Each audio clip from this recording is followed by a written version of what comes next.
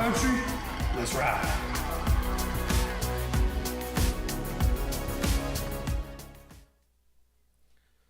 Good evening, ladies and gentlemen, and welcome to Wardog TV. We want to thank you for joining us for tonight's broadcast of Wardog Play of Football, live from Costner Stadium in Poteau, Oklahoma, as they take on the Poteau Pirates in the first round of the OSSAA Class 4A playoffs. I'm Coach Jim Paxson, alongside Miami Public Schools Director of Athletics, Chad Davis. Together, we're excited to bring you tonight's broadcast of Wardog football.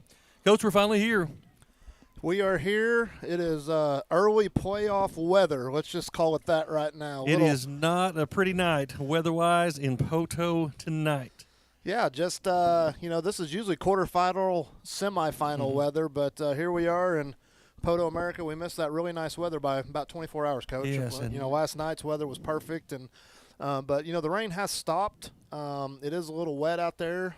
Pretty good wind out of the north at about 10 to 12, so not ideal playing conditions, but it could be worse, I guess. Yeah.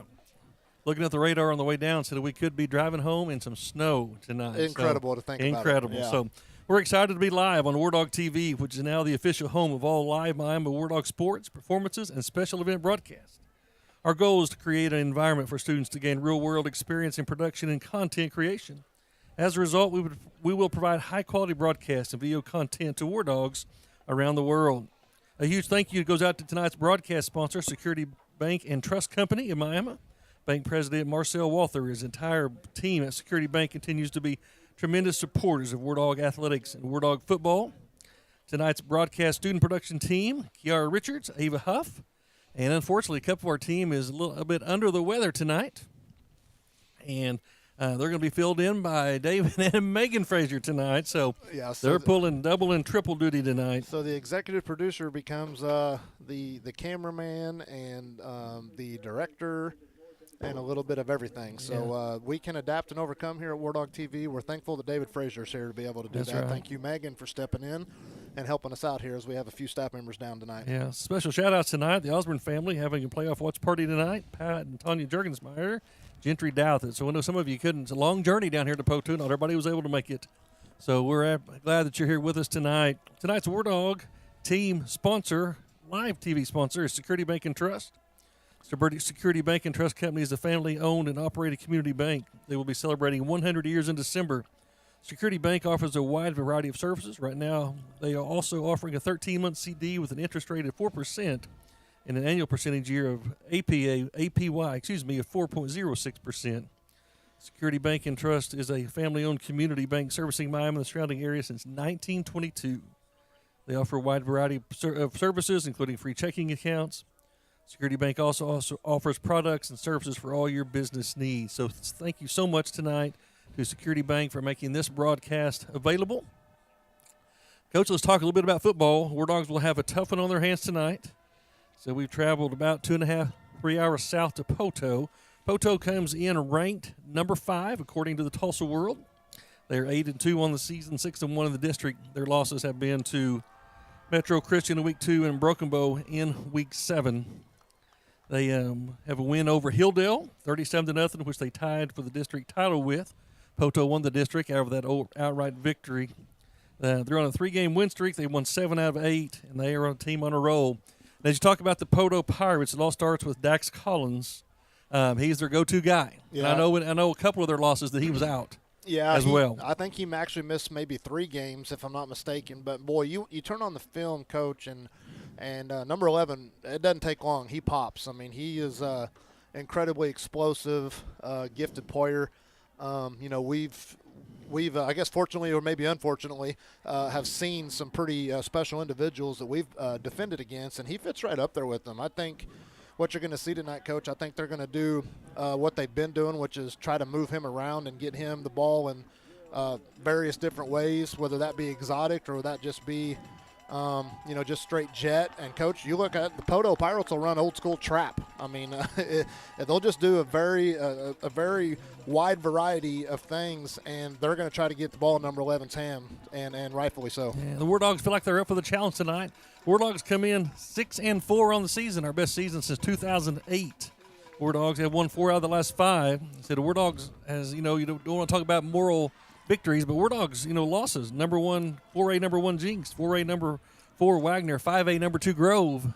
So 3 of our 4 losses are to top 4 teams in the state. Yeah, no one can say that we're not at least battle tested, and we know what it takes and to line up against somebody who's really, really good and really, really talented. So we got a taste of that during the regular season. We'll see how we respond here in the playoffs. The Wardogs will still continue to move behind what we kind of look at the 3-headed monster. It's going to be Jinx and Davis and Nichols. At times, just 2 of them in the backfield. At times, both of them in the back, or all 3 of them in the backfield. Jinx, the quarterback, has already rushed for over 1,000 yards this year. And Davis and Nichols together sharing the running back spot. They also combined for over 1,000 yards. And so, like I said, the Wardogs are going to line up. They're going to keep it on the ground. Poteau's going to keep it on the ground. We might be done by 8:15. Well, and look, it's funny because, the initial conversation is, oh, man, what does this weather do? Who does it neutralize? And the answer is neither team. Neither team. Really, the only thing it does do is puts a little bit of emphasis on ball security as that ball, is going to get wet, every 4 or 5 plays. It's going to get some moisture on it, so it's going to depend on a little bit of that, Coach. But as far as the offenses and how these offenses are made coming in here and what they've been successful doing, that's not going to change with this weather. Yeah, both teams going to want to line up and run the ball right at you. And Poteau has outstanding team speed, so Wardog defense will be up for the challenge tonight. So we are still about 3 minutes from kickoff. Poteau is entering the field right now. Poteau, the white helmets, red shirts, and black pants. The Wardogs have on my favorite, all white with, the blue with the block M helmets on the side. And both teams are making their way. Like I said, we are just minutes away from playoff action. Excitement in Miami. I mean, you can feel it in the community. Their town is excited for this team, excited to be here. Had a big send-off today. And, it's exciting. It's a fun time of year. It really is, and it's something that you hope you get used to. You know what I'm saying? But, just to give everybody a little. First down and 10 at their own 20. Cannot run it out of the high school. We talked about the Poteau offense and their explosiveness. They hang their hat on their defense as well. They have at least tossed 3 shutouts. They haven't been scored on the last 2 football games. So Wardogs will it could be a battle here tonight. Both teams will want to keep the ball on the ground. Yeah, and I always look forward, Coach, to coming back out to, and obviously now in a must-win situation, to what's the new wrinkle. You know, the first 2 offensive series, when you're a defensive coach, are the most important ones because that's when you're going to see the new stuff. Yeah, something you haven't seen. That's exactly right. The personnel, or what is it? So first couple series are always big, and it makes it even more important when you're in the playoffs. Wardogs come out in 21 personnel, 2 running backs, 1 tight end. And they're going to hand the ball to Jinx around the right side. He's going to go across the 20, out across the 24. Pretty good pickup on first down for the Wardogs. Yes, sir. The Wardogs might have had more positive on that play than we did last week against the Wagner defense. That front 7 from Wagner. He was tough last week. So and we do want to wish the rest of our teams in our district, we want to wish Cushing, Wagner, and Tulsa McLean the best of luck tonight. We want our district to go 4-0, so we're rooting for you guys. All right. Jinx does pick up 5 on first down, so we'll call it second down and 5 for the Wardogs. Ball at their own 25. So a little right off the bat, we went with the, usually that's double lead back quarterback power. That was single leg back, so we've already wrinkled just a hair. Good cut. Up inside, across the 35 up to the 38. That is Davis. Yeah. Big gain right up the middle. Yeah, give him 17 right there. All right, Wardogs come out and pick up a big first down here earlier in the game. Big run by Seth Davis, 17 yards right up the gut. Like I said, and Coach, I know that we talked about they've had some shutouts, but you just look out there, that does not look like Wagner on defense. Boy, heavens no. No, I mean, just the physical appearance. And that's not a knock on Poteau. No, that is a compliment to Wagner. Coach Wagner's going to go deep. Yeah. Don't get it twisted. All right, first down and 10 for the Wardogs. Ball up inside, and Nichols is hit hard right at the line of scrimmage. He's going to pick up maybe 1 or 2 on the play. So what Miami's done, you talked about the 3-headed monster, as we like to call them. Each of them have 1 carry right out the gate, so Poteau's seen them all right off the bat. Yep. And, so far, the first 2 plays had good push-up side in the middle right there. The blitzing linebacker kind of pretty good call right into the play there for no gain. All right, not much gain there on first down. Let's call it second down and 10 for the Wardogs. Ball at their own 38. Just underway here. First round of the Oklahoma State playoffs. Boy, Coach, they are not – this is 0 coverage on the edge. I mean, they have got 9 in the box right now. 0 on the edge, which means it's man-to-man with no safety help down the middle of the field. So they do not have a player deeper than 5 yards off the line of scrimmage. No, sir. All right, there's the Jinx on the right side. He's going to be hit at the line of scrimmage. He's going to get about 1 or 2. Thing is, Coach, if you can hit a seam and pop it, you sometimes get the secondary, and there's nobody there. Well, and the other thing I like out of that, too, is you can we've shown a lot of speed option. So I love speed option when you're in 0 coverage because you're basically your wide receiver to the play side is basically just going to run his guy off. So now all you got to do is get one block. Quarterback pitches off the in-guy line of scrimmage, and we've got something here. All right, 3rd down and 7 for the Wardogs. Opening drive of the ball game. Wardogs have it just across their 40. It's called the 41. 3rd down and 7. Wardogs come out. Jinx takes it, rolls. He's going to throw it, and it is thrown a little short. Balls tried to get it, was not able to. So Wardogs going to be forced to punt. 9:09 here in the first quarter. Wardogs do pick up a 1st down on their initial possession. Now they're going to be punting to this Pirate offense. Pretty good play call there. The route's there and open. Carson with a little bit of pressure. I think it was a called rollout. Just didn't execute. But if we can get that there, that's a 1st down by 2 yards, and it's open. Yep. So, again, special teams is going to be big in this type of weather. The wind's blowing right in our face, so Seth's really going to have to try to keep this one low if he can and hope the wind doesn't catch it. Got to have a clean snap, clean catch, clean kick. We have those things. And pretty good. He did kind of try to keep it low there. Going to take a bounce. Really, boy, it just died. It looked like a golf ball with a backspin. It hit, and it didn't move at all. Honestly, when it's all said, he'll probably be a little disappointed with that, but that wind is blowing right at our face right there. So the idea is to try to keep it low and trying to drive it. But all right, so Poteau will take over. 1st down and 10, ball at their own 37-yard line. So what we're going to see here for all of our viewers, you're going to see a huddle 3 to 4 yards from the ball. They will sprint to the line of scrimmage and snap it really fast. And number 11's who they want to get the ball to. And he's lined up in the backfield with the quarterback, and quarterback power right out the gate. Pretty good job there. Picked up about 1 or 2 over the right side. Good job right there by the entire Wardog defense. Yeah, that's number 21, Humble. Pretty good job right there. Also, Bailey on that play. So when to our viewers, he's like, oh, that's a little quick little gimmick. They're going to do that the entire time. It'll be a quick. He'll come in. He's going to call it really fast. They're going to sprint to the line, and then they'll run the play. All right, 2nd down and 8 for quarterback power. Good. Again, he's hitting the backfield. Pull the ball out. And he's going to be dropped for a loss. Good job right there by the interior Wardog defense. Yeah, good job. Looks like number 6, Hunter Nichols, number 22, Chris Kelly on the initial hit. All right, they're going to back it up. That's going to be 3rd down. Actually give him a pretty favorable start right there. Actually a loss of about 2 on the play. I thought it could be a loss a little bit more. Yep. And the other thing that this quick sprint to the ball does, they do have a hard count in there, which we typically do. So number 11's touching the ball here on Jet. No question. All right. There he is.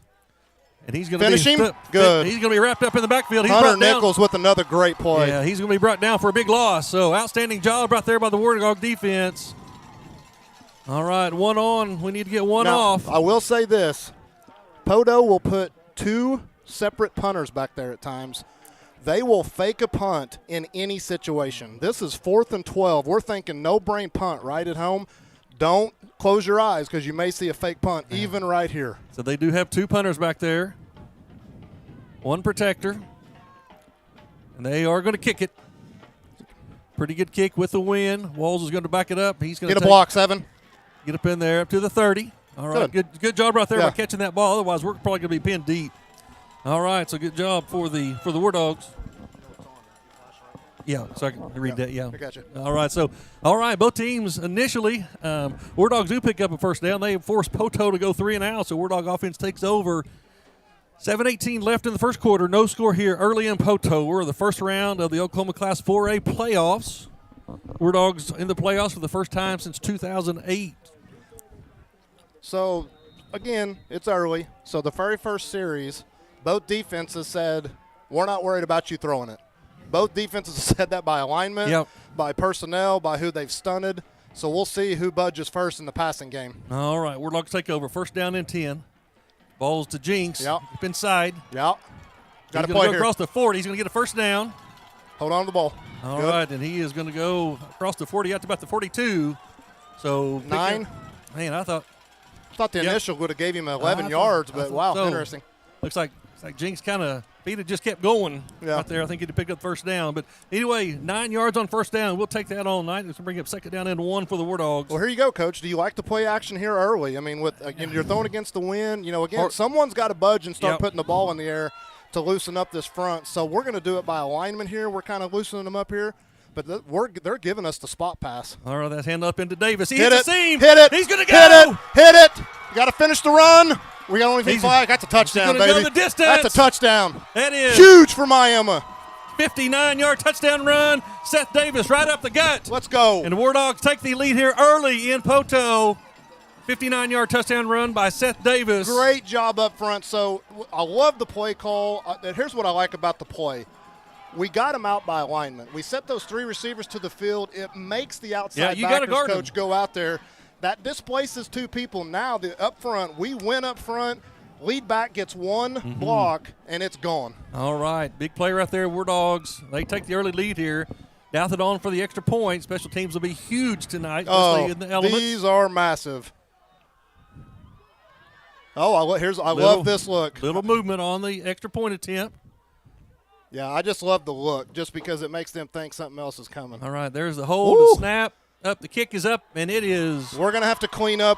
It's good. Yeah, little high snap right there. Yeah, well, just a little lob. Yeah. And, again, that's where the weather and the moisture and stuff like that could come into play. But when it's all said and done, it's executed, and you hit it right on the head, Coach. Extra points and 2-point conversions in playoff games are vitally, vitally important, and we've executed. And what a great start. What a great start. You couldn't script this one any better. So, first round of the playoffs, Wardogs take the early lead here, 7-0 here in Poteau. Once again, we want to thank our sponsor tonight, Security Bank and Trust Company.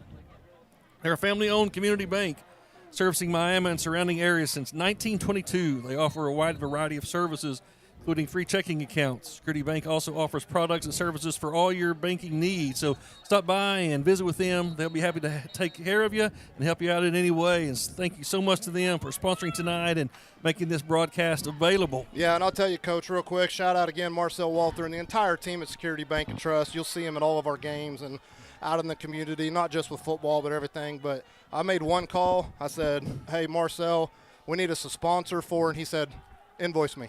Yeah, it was that fast. And that's what we like. We appreciate you, Marcel. I know you and Lane and your family are listening because you got some early morning basketball tomorrow. We appreciate you, brother, and your entire team at Security. All right, the Wardogs kicking off into the wind. Got a cover here. This has land been about the 20 and kind of take a kind of a. Uh-oh. And he's going to hit a seam. No, we got one guy to beat, and they answered right back. They're going to go the distance. Yeah.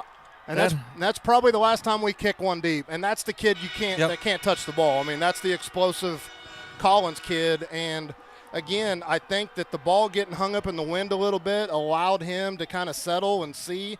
And we just showed you, he's explosive. Yeah. So I would say that's probably the last time we kick off to him. And I'm seeing Coach Gardner go right out to Shane Douthit as if, like, buddy. That is not. Yeah. That is not what we talked about. I saw a couple of coaches. They were not happy with that kick. So Poteau answers the Wardogs' big run with a kickoff return of their own. Poteau comes out in the swinging gate. They're now going to shift into the more normal extra point attempt. They do some funky stuff.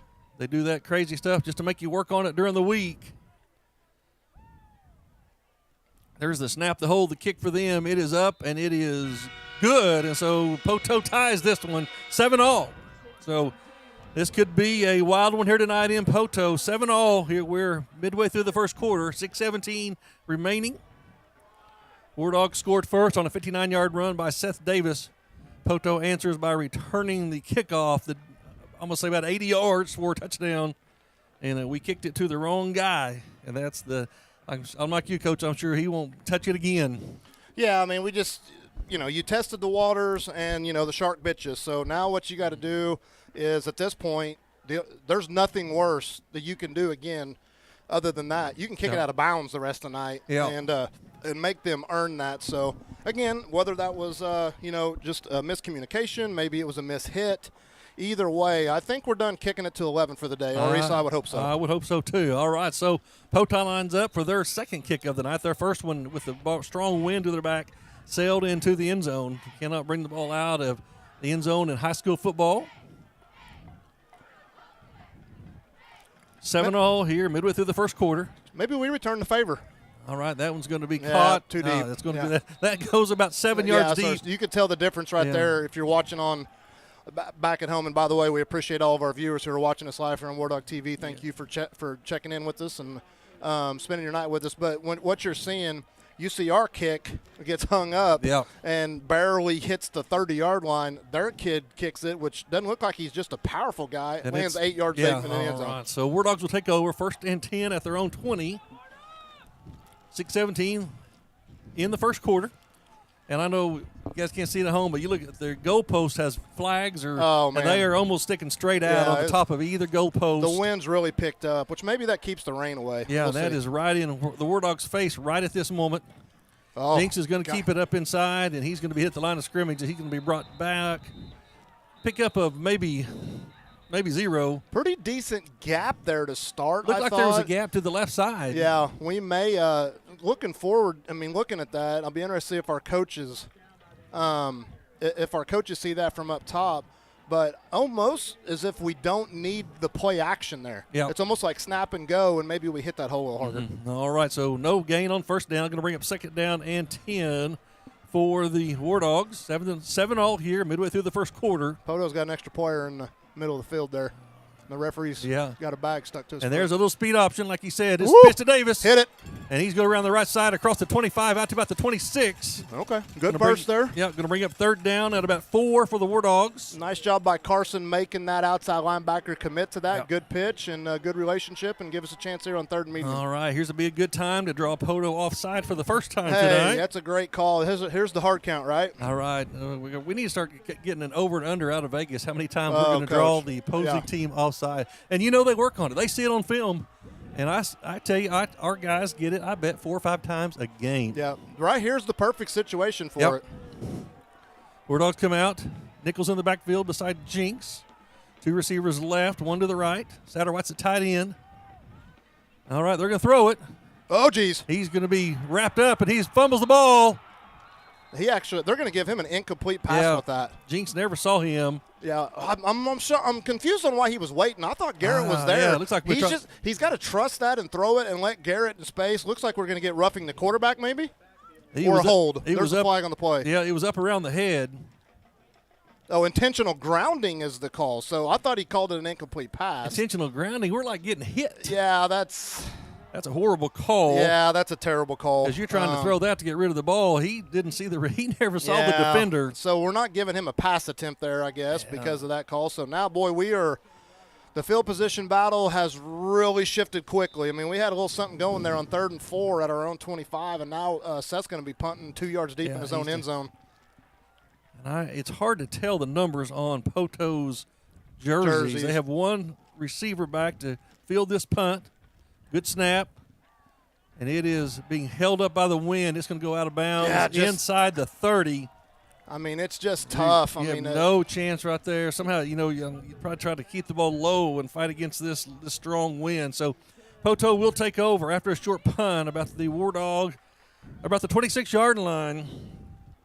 Coach, really poor call. I'm just going to, and I hate to grab the officials, but intentional groundings where you're trying to throw it to avoid a sack. Yeah, that's like he never saw the guy. I mean, I think when he showed the incomplete, and I thought, okay, that's actually a little bit of a break for us there. Yeah, I hate that. I hate the intentional grounding. I agree with you because that's a spot foul and a loss of down. That's a poor call. Here's the jet. They give the ball around the left side. Pretty good job there finishing. Good, still on his feet. Yeah. He's going to fight down from the 25 down to about the 20. Boy, I tell you that, Coach, that field position battle there and that call and then us having to punt from our own, that's almost like a turnover. Yeah, it really is. It really is almost like a turn. Oh, I'm sorry, I'm hitting your phone there. Nope, you're good. It's almost like a turnover. I mean, look at this field position right here. We need a big play ourselves to make up for this. All right, 2nd down and 6. Let's bring the ball around the left side again. Good job by the hit hard. Woo! Somebody lit somebody. That's Chris Kelly. And he hit somebody hard right there. And that kid went backwards when 22 showed up. All right, that's going to bring up 3rd down. He's a loss of right there on the play. Yeah, I'm not real sure about their kicker, Coach, here. If they get in, I would think they're in field goal range, especially with the wind. Because strong wind behind their back. But they don't kick it a lot. So, I don't want to put the cart for the horse. We got to make a play here on 3rd down. Right. 3rd down and 7 for the Wardogs. And they're going to run the Trap. trap back inside. Yeah, that's going to be the play that's going to be tough for us. And he's going to go because inside the 5 down to about the 2. Yeah, the trap is going to be the toughest one because he gets lost in there with all that. There's a lot of movement in there, and you just need one block because we're going to flow with 11 and flow with 6. So that was the one play that scared me a little bit because you got to win on the interior defensive line to stop trap. All right, so Poteau picks up a first down. They now face first and goal, and the quarterback's going to keep it around the right side, and he's going to go in for the touchdown out from about the 2. So Poteau takes over after a short punt into the wind for the Wardogs, and they take the lead here, 13-7. We got somebody down and hurt. Wardogs have a player down. Yeah, just chalk that one up to the field position part. You know, we caught a bad break on the call. You know, punting is not going to be good. Seth got his punt up a little too high. It hung up, and I mean they take over first down and 10 at their own at our 26-yard line, and did a pretty good job on first and second down. They hit us with a good trap play, which we're going to see a lot now, and probably more. So far because we've shut down everything else early. Yeah. Did a pretty good job. And then, once you get inside the 3, that's where they live. You get them inside the 5-yard line, and what they do offensively becomes very, very difficult to stop. So, we need to go answer here. I mean, boy, we jumped up 7-0 just like that, and then obviously we give up the big kickoff return for a touchdown, poor field position, and we find ourselves behind the 8 ball. All right. So did you see who was banged up, Coach? I did not see who they were. It's right. That's David Homer, number 16. Right. And usually when you got 2 people helping you off, that's usually not a good sign. So I don't know if that's an ankle or a knee, but we hope young Homer's okay. All right, so Poteau on to attempt the extra point. Yeah, kind of a version of swing and gate. And what they do, Coach, is they that's their offense that sets up out there, and then they run the kicker on and run a wide receiver off. Did you notice that? I did. They've done it both times. Yeah. There's the hold to snap the kick. It's a low-line drive, and it goes through. All right. Poteau takes a lead, 14-7. 2:57 left in the third quarter. Want to shout out to my family and Jen watching at home. Listen to Wardog football. That's great. Yeah. Sorry, Coach, just showing me a picture of that's just kind of fun. And yeah, hey, if you're watching at home and you've got mine or Coach Paxton's cell, if you want to take a picture of you and yourself or your family and your dog or whatever watching Wardog TV, shoot that to us. We'll give you a shout out. You bet. All right. So Poteau goes up 14-7. Just don't give out our cell phone numbers. That's $5 each. That's right. Unless you collect the money and send it to us. All right. Some upcoming events this week for the Wardogs. Tomorrow, Saturday, junior high wrestling teams will see their first action of the year when they compete in the Columbus tournament at Columbus, Kansas. Wrestling scheduled to start at 9 a.m. Monday, 9th grade boys basketball at the J tournament. They will play the host team J Bulldogs at 7 in the Bulldog Arena, and we'll have more events for you as the night goes along. I mean, Coach, he's barely poking the ball up in the air, and it is sailing to the end zone. That's crazy. Yeah, Tuesday, November 15th, first home wrestling event of the season will take place at the MAC as junior high wrestling teams will host both Seneca and Pittsburgh starting at 5:30. Also Tuesday, 9th grade boys basketball back in action at J, playing against Gravett at 6 o'clock. Wednesday, high school boys basketball will be scrimmaging prior in the MAC at 4 o'clock. Thursday, last day for 9th grade boys basketball at J. They will play Locust Grove at 4. The next Friday, high school girls basketball team will scrimmage at Ketchum starting at 6 p.m. And hopefully, we're on the road somewhere that'd with be great, playoff game number 2. So some events coming up. Get out and watch some basketball, watch some wrestling. All of the Wardogs. Wardogs take over. First and 10 at their own 20, down 14-7. Late in the first quarter. They're going to now throw the little spot pass out to Walls. He's going to go. He's going to catch at the 20 and only going to pick up about 1 on the play. So you can see that's a play they've really scouted. When Jinx turned his shoulders that way, they are all flying there, which tells us maybe turn your shoulders. You might be able to take your one wide out and send him on the streak up the field. Well, and here's the thing.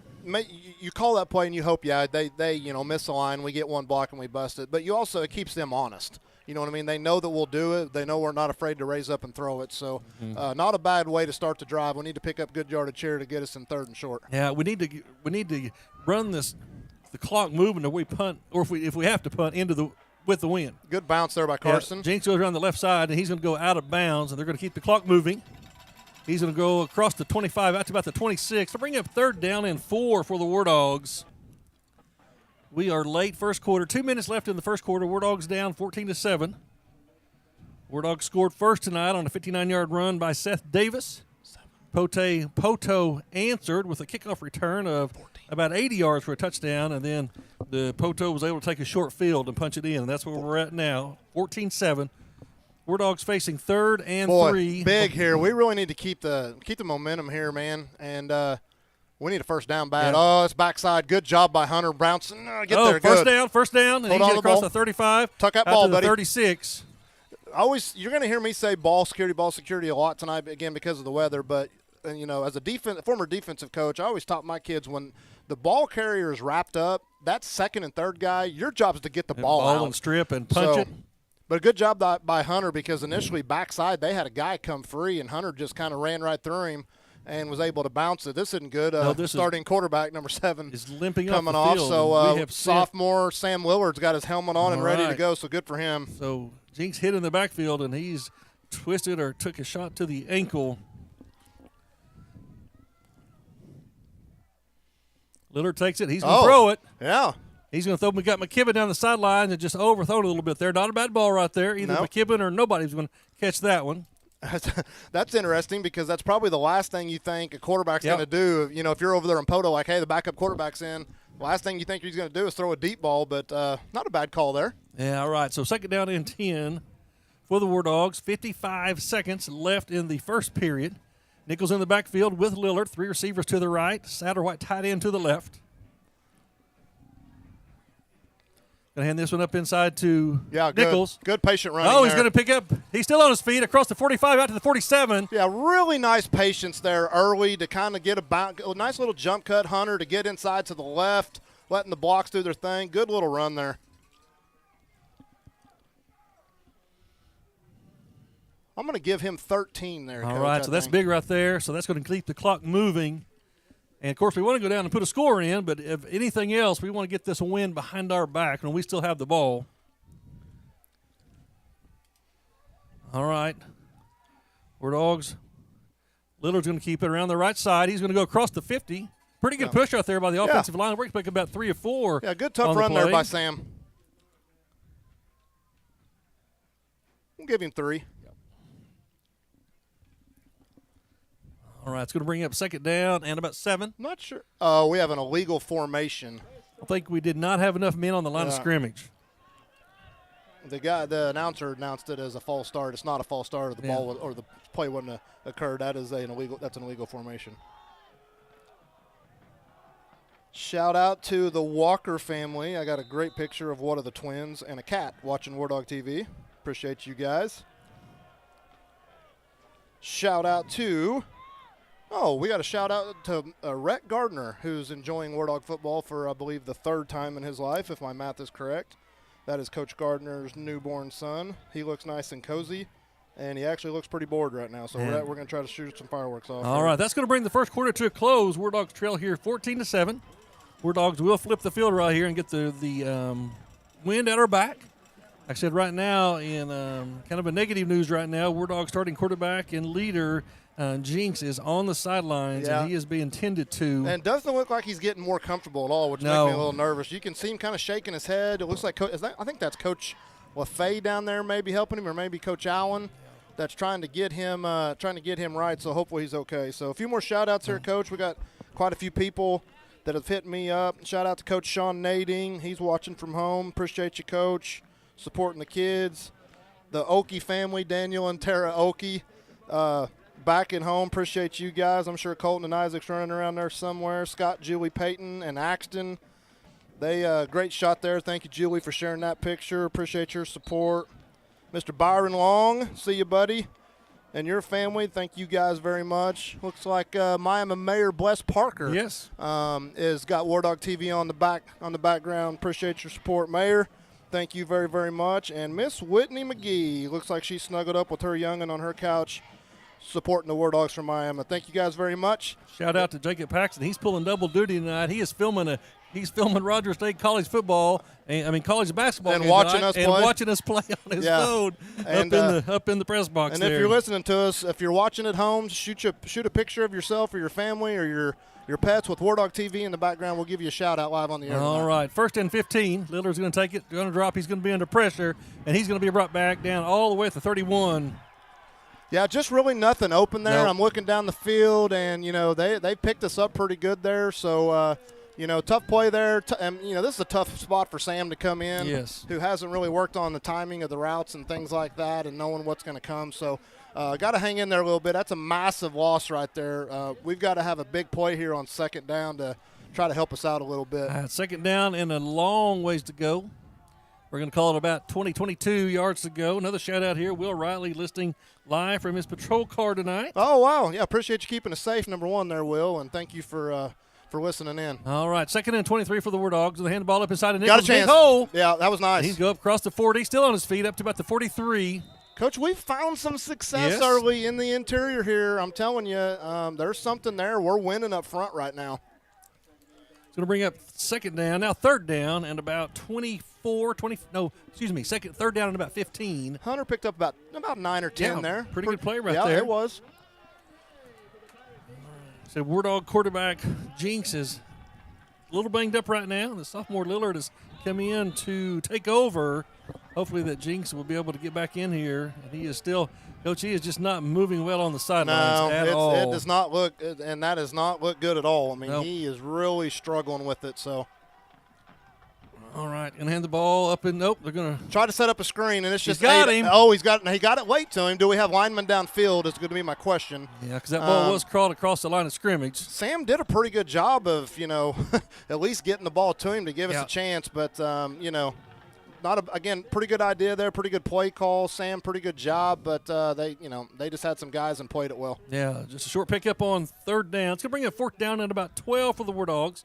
Ball just across the 50 in their territory. Now Davis will kick with a strong wind to his back. Just underway here in the 2nd quarter. 9:50, clock is moving. Wardogs down 14-7 here in the first round of playoffs here in Poteau. I can tell you right now, that punt returner, he needs to get backwards, because I'm telling you that with this win, and we've seen Seth kick 60-plus yards numerous times this year. Pretty good job there staying in control. I love this kick. Yeah, I love it. Kicks it low, and it's inside the 5. Yeah, It's going to come to really a stop nice. about the 3. Really nice. So It looked like a good snap. I don't know if yeah, Seth just mishandled it. I'm not sure if he dropped it or something right there. I will tell you, though, kudos to him for having the wherewithal to kind of stay in control and know he had time, and actually dropped a really nice kick. All right, so Wardogs do get a great kick right there, and they pin it inside the 5. So something else this has done, Carson and Seth are playing 2 new positions this week. They put them at the corner spots to help put all our best tacklers on the field all at one time. So now Carson is out. Garrett Walls comes back in, which obviously Garrett's played corner for us all year. So we'll see if that affects us at all. Uh-oh, this is not good. We got to make a tackle right there, or is this going to be out the gate? Big play right here by Poteau. Don't let him cut in. Across the 50, Don't down let to him 40. cut in. Yeah, that's what you couldn't let him. Look at Julio Valenzuela. And he's going to go 97 yards for a touchdown. Yeah, and it's just off tackle, so I'm not sure what happened there. It's so hard for us to see it because it's on the other side of the field, but we did a pretty good job there of the angle. Julio Valenzuela, what a great effort by a big guy to be hustling, and he almost was able to, probably would have been a horse collar play, but that would have been okay at that point. It would have been a tackle. Not that we want to hurt other people, but it would have been a tackle. But Garrett did a pretty good job of trying to get him forced out, but man, it's just tough right there. I mean, that is one that is one that when you watch it on film, it's probably one guy out of a gap. Yep. And it bites you. So Wardogs are able to take advantage of the great kick, and Poteau answers a one-play, 97-yard touchdown run. They extend the lead up to 20-7. There's a snap to hold the kick. Reese was and close it there. is no good. It is wide left, and so Reese Satterwhite with good penetration right there up the middle. And I don't know if he got a tipped on it or what, but obviously the kick was missed. All right, so 9:21 left till halftime. Wardogs now down 20-7 after the big run by Poteau. I said I I can't even read the numbers on Poteau's jersey. Yeah, I can't either. I couldn't even tell you who ran that ball. So the kid that was really fast. I do know that. Shout out to the LaFays, who, what a great shot of the dog, too. That is fantastic. The dog and Wardog TV in the background. So appreciate your support back home. I'm sure you're a little biased towards one of the members of the coaching staff, and that's okay. Oh, there's my girl, Gentry Douthit. I'm going to give you a shout out again. I saw her at the J game, and she loves her some Wardog TV, and she's got a big old smile on her face there. Good to see you, sister. Hope Dad's not yelling too much at the TV quite yet. Great shot of the Oakey family, former Wardog Daniel Oakey and former MHS cheerleader Jill Walter and Tara Oakey on the camera. Great to see you guys as always. And thanks to everybody for tuning in and listening to us tonight. This is a long trip on a cold night here. There's the kick, kind of a deep, high kick. It's going to be taking about the 18. Dancing around. He's got to get north. Got a gap. Here we go. Got a seam. Got Get a seam. Block. Let's go. Out across the 40 to the 45. Good cut. Still Let's on go. His feet to the 50, down to the 45. Great return, Cut Garrett from behind, Walls. all the way down to the Poteau 37-yard line. So you can see right there, Coach, that same kicker was kicking it 8 yards deep in the end zone. He kicks it now, and it lands on the 20. That's a 28, 30-yard difference. It's a 25, 30-yard difference is what the wind's doing, and then now we're able to pop a big return, which is in great timing. So all right, so Wardogs come out. Coach, looks like freshman Lawless is coming out to play quarterback for the Wardogs. Coach, we're getting a snapshot of 2023 tonight. We are. Two talented quarterbacks, sophomores Sam Lillard last series. Now you got freshman Grant Lawless, and here we go, youngin. All right. Welcome to playoff football. 1st and 10, ball up inside. Not a lot of room right there. That was to Davis, and he was caught in the backfield for about a second or 2 or 3 yard loss. Not real fluid on the exchange right there between Lawless and Davis on the play. Let's call it a loss of 1. So pretty good spot right there in favor of the Wardogs. Going to bring up 2nd down and 11. And, Coach, I would almost say, right now you're in 4-down territory already. Well, I would think so, too, and, as long as we don't take a massive – yeah. Coach, you know what? You could see a field goal down at this end. I mean, with the wind to your back, but I know you're looking at the score. You're thinking 20-7. Coach Davis, we got to have touchdowns. Well, yeah, we'd love to have touchdowns, but points mean something, and it just shrinks down, and it helps the psyche of us, and we'll see what we can do here. But we'd love to have 6. That's going to be a false start. And that is Seth moved a little bit early, and that's pretty common. All of a sudden, you have another quarterback come in. Different cadence. His voice is a little different. His cadence, his timing a little different right there, and Davis leaned a little bit early. It's going to bring up 2nd down, and let's going to call it 16 for the Wardogs. So going the wrong way here. Yeah, and Coach, I hate to, I'm not doctor by any means, but I've seen enough football to know that I'm looking at 7 down here, and that does not look like he can just, no. He's not going to be able to go. So and like I said, we call it like we see it. He's been the he's been the bell cow this year. Well, and he's had the great year. He's down here doing everything he can to try to get himself psyched up to say I can go and do this, but there is just very little weight being put on this leg. So this is going to be on Lawless and Lillard to help lead us here. All right, 2nd down and 16 for the Wardogs. Ball at the Poteau 43 after the good return by Walls. And the Wardogs going to take their first time out of the half. 7:58 left in the first half. Wardogs down here 20-7, but Wardogs driving. Shout out to Nick and Paige Henson and the Henson family, just neighbors of ours down the road. We got a good picture of the boys there flexing their muscles with Wardog TV in the back. Appreciate you guys. Miss Courtney Billings, principal at Nichols Upper Elementary, and Liam has got a great pose in front of a cozy fireplace, and you guys are making us jealous. We're in a box. It's still cold. It's cold. But I'm seeing fireplaces and Wardog TV. That's awesome. Thank you, Mrs. Billings. Shout out to Sport Lacey, who is in Boston, Massachusetts, watching Wardog TV on his phone. So that's the great thing about Wardog TV. It goes where you go. Shout out to Corey Gray, who's one of our officials in several areas. He's out in front of a nice cozy fire and having a good time watching Wardog TV. Shout out to the Machado family. See you guys there all cozied up at the Machado home with Wardog TV in the back. Appreciate you guys and your support. We got more coming. Keep them coming. We enjoy seeing those pictures. All right, 2nd down and 16 for the Wardogs. Lawless back. He's going to throw it, and he's got him. Oh! Boy, number one, great blitz pick up there by Hunter Nichols. Good ball by Grant Lawless. If he hits that, he's going to hit a seam. There's a chance game. there. That's just a really nice football there. That's encouraging to see by Grant. So third down, let's call it 16 for the Wardogs. Ball at the Poteau 43-yard line. Wardogs down here. We're about halfway through the second quarter. Wardogs down 20-7. If you're just tuning in, Wardog quarterback Carson Jinks has been injured, and he is out right now, and I would be surprised to see him be able to return to this game. I know he's wanting to, and he's trying to walk on it, but you can just tell he is not moving well. So Wardogs have freshman quarterback in right now, Grant Lawless. They're going to hand the ball up inside to Nichols, and he's going to be hit right about the line of scrimmage. Fight forward up to about the 40-yard line. That's going to bring up fourth down at about 14. So maybe does put us into punting situation right here. See what Coach Gardner wants to do. Yeah, well, I can tell right now what he hasn't done. He hasn't changed the offense. No. He has not changed the game plan at all. I think he's operating his offense exactly like he planned on coming into, and our offensive staff, that shows great confidence in the young quarterbacks to operate it. And looks like we may see alternating series possibly for the rest of the game with both Lillard and Lawless. So all right, so fourth down and 14 for the Wardogs. Yeah, not a lot of plays in the book right here, Coach. No. I think they're probably just it's a quick kick. Quick kick, so okay. I like that. Yeah. That's going to land about the 15, down about the 12-yard, hit of the 20. He's going to roll down to about the 10. So good execution there by Grant. Caught me off guard with that one right there. Oh, they did me too. I'm sitting here thinking, what on earth have we got here on 4th and 14? All right, so Wardogs quick kicking on fourth down.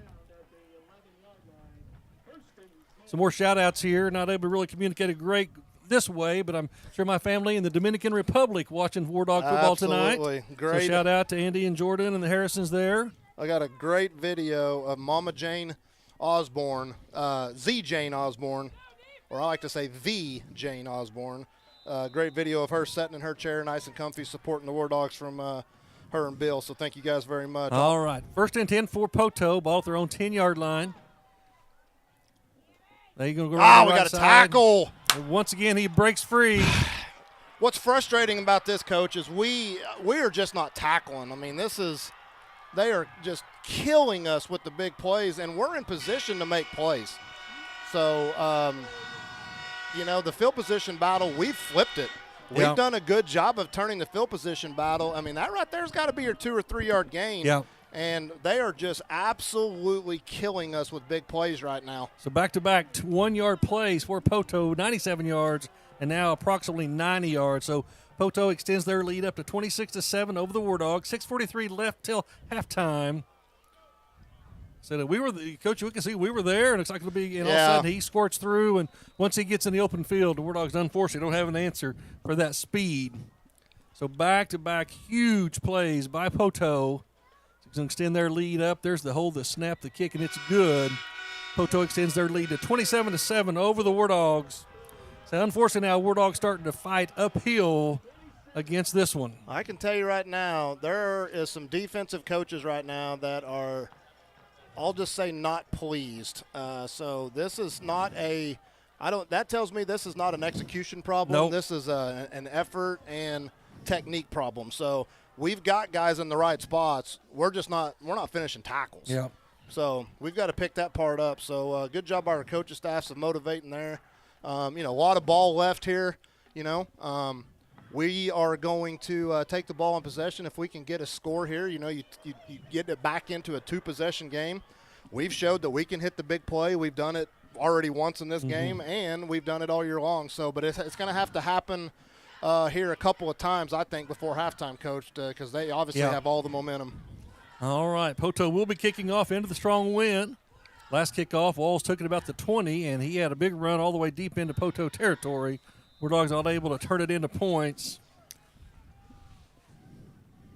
Poteau lining up for the kick. 6:43 left till halftime. Wardogs down 27-7.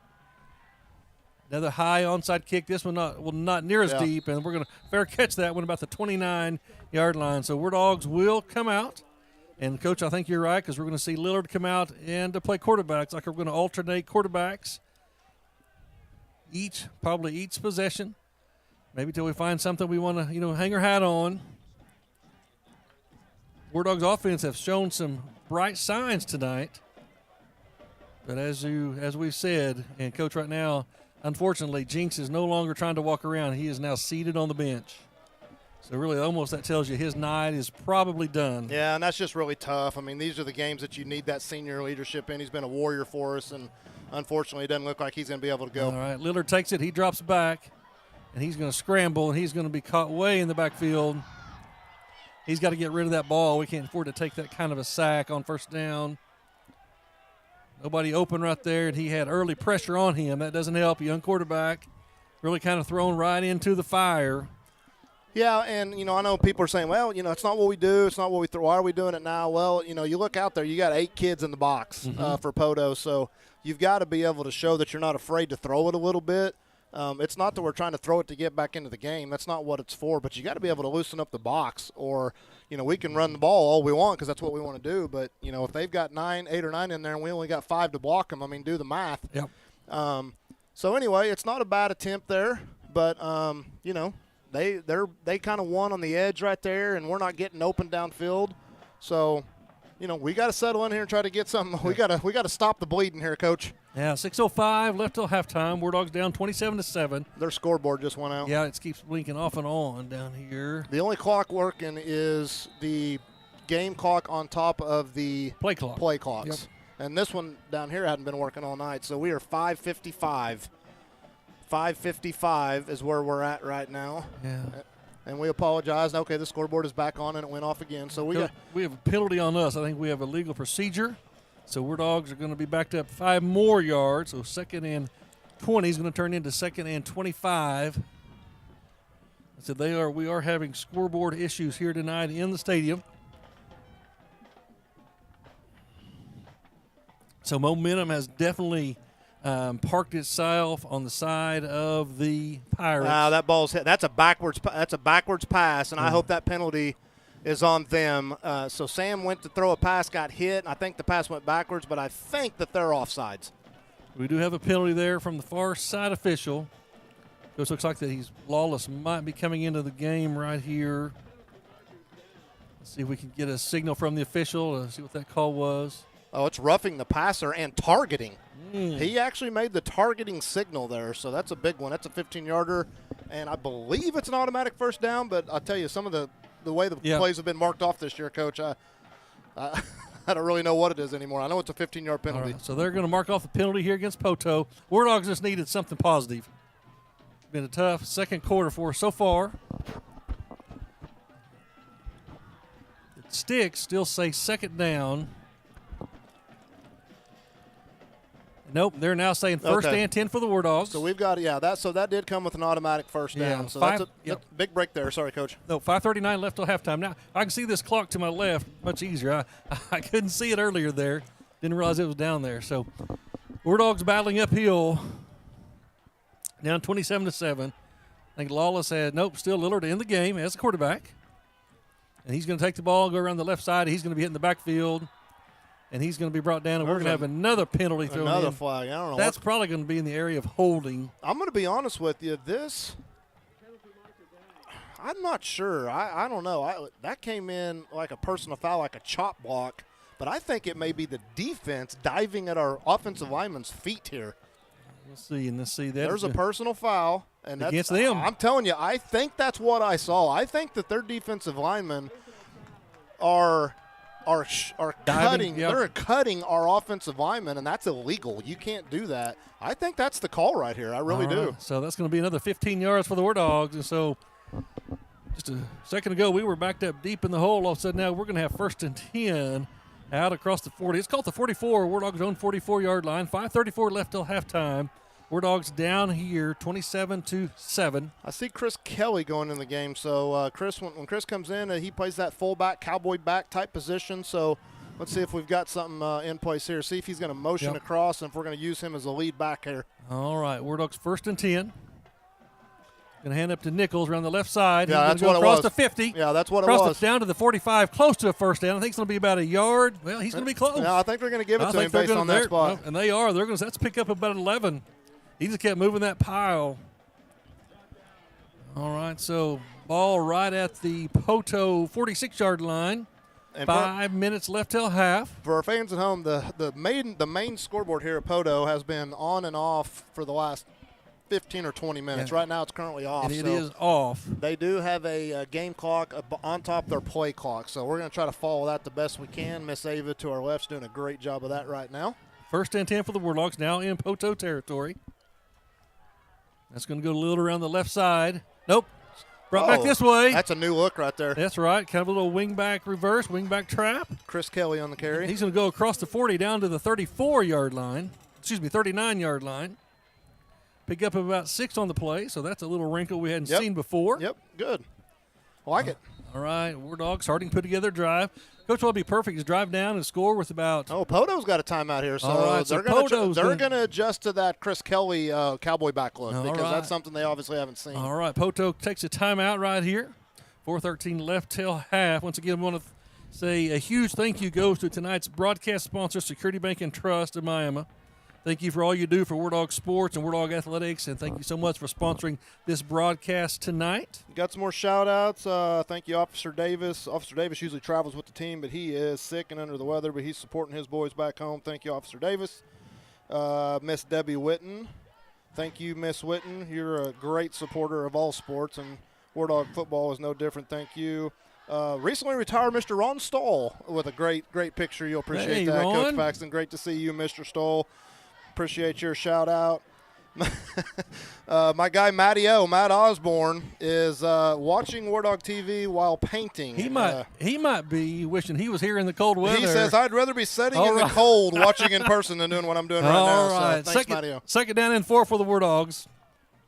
Going to hand the ball up inside to Nichols.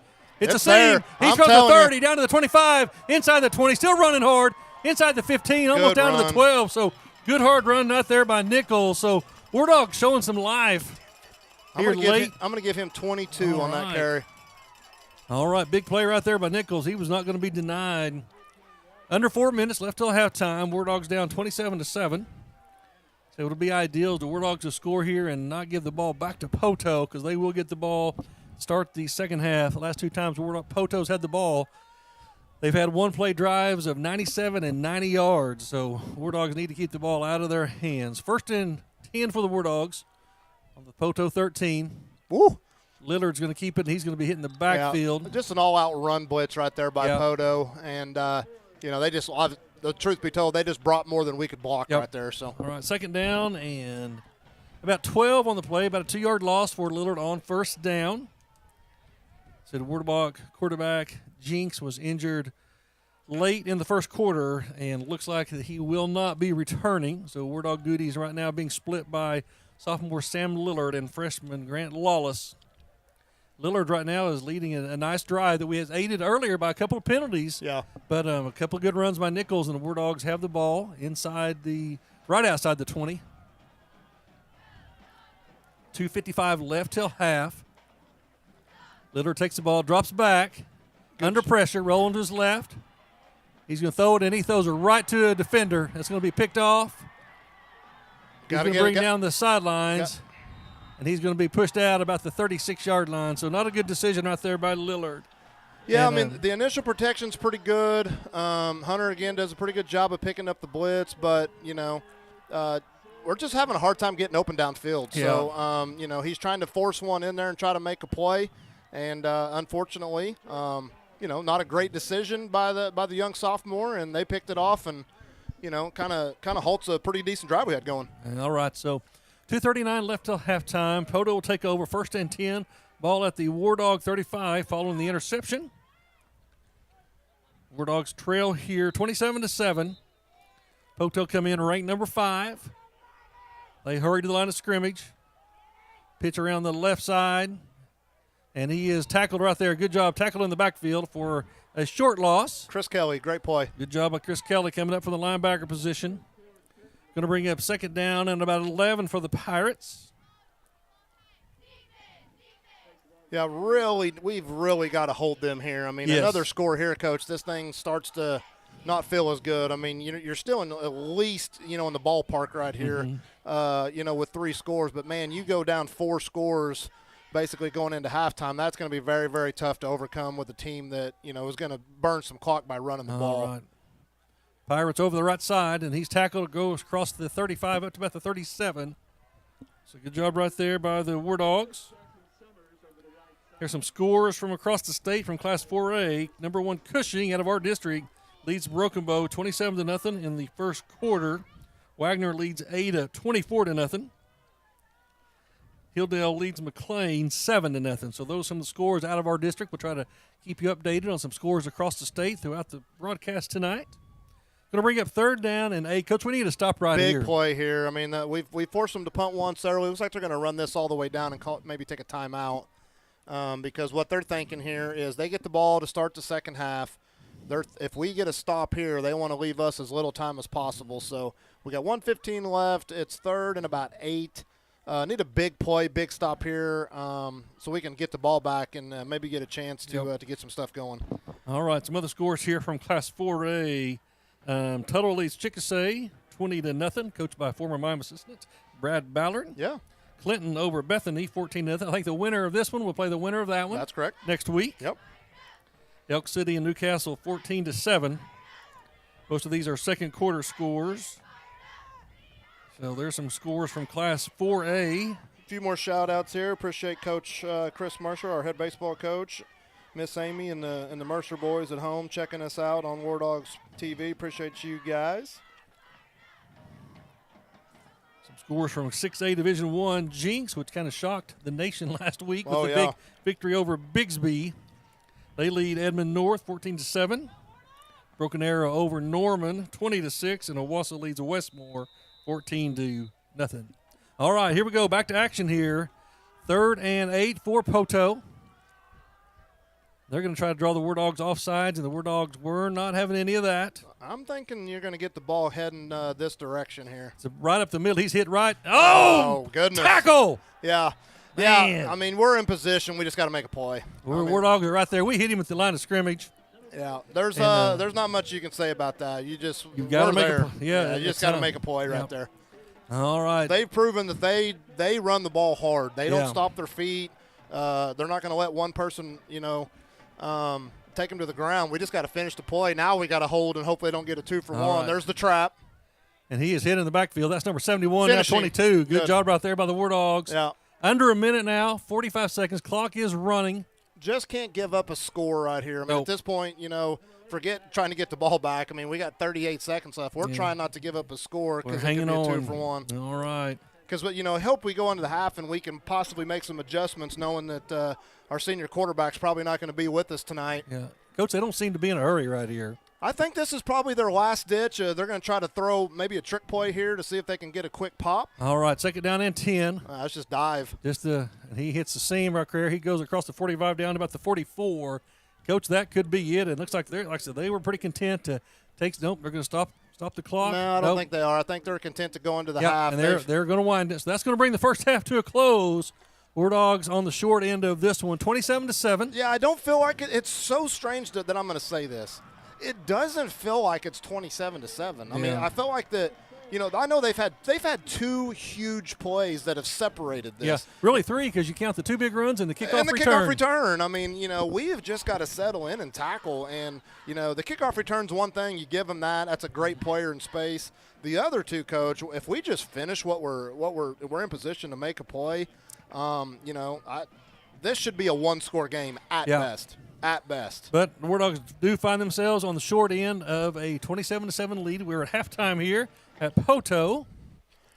What are we doing at halftime, Coach? Well, you know what? Let's stay on for a little bit here. It is 20 minutes. I want to finish the shout-outs that we got up to this point. And I'm not excited about going out in the cold. I'm not leaving the box. No, we're going to stay up here. We're going to talk about football regardless. So I'll tell you what. Let me do some shout-outs, and you want to pull up maybe our local scores, the Groves and Commerces of the world. Once you pull those up and kind of get those down, and we'll do some shout-outs here, and I can maybe even dig into some stats. So shout out to Greg and Lynn Forkham and their dog. They are comfortable at home watching Wardog TV with a fireplace. Appreciate you guys. Shout out to Diane and Dean North back in Commerce, Oklahoma. Appreciate you and your support. Love you guys. Dr. Clark McQuigg. Looks like he's got the iPad out at home watching Wardog TV. Clark McQuigg, the father-in-law of David Frazier, the executive producer, and Dr. McQuigg, your daughter is doing a fine job stepping in tonight for the camera for us. Shout out to my mom, Miss Paula Davis, and her minister, mini Australian Shepherd Chloe. They're rooting on the Wardogs from their home. She biased towards number 26 and 36. We don't have to worry about that. Shout out to Melissa Atkinson, one of our great employees at the Miami Public School District, and she has got Wardog TV on at the Atkinson home. Hope you and Chris are doing well.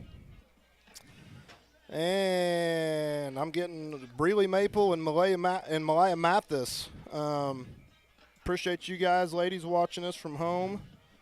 And the Harner grandkids, Connor and Colson Harner, watching from home. Appreciate Ronnie and Miss Amy and your support. Now I got to go to Messenger. I'm getting blown up. This is great, by the way. I'm glad. Appreciate y'all doing this. Shout out to the Bradshaw family, Michael Bradshaw's family, Eric and Kimberly.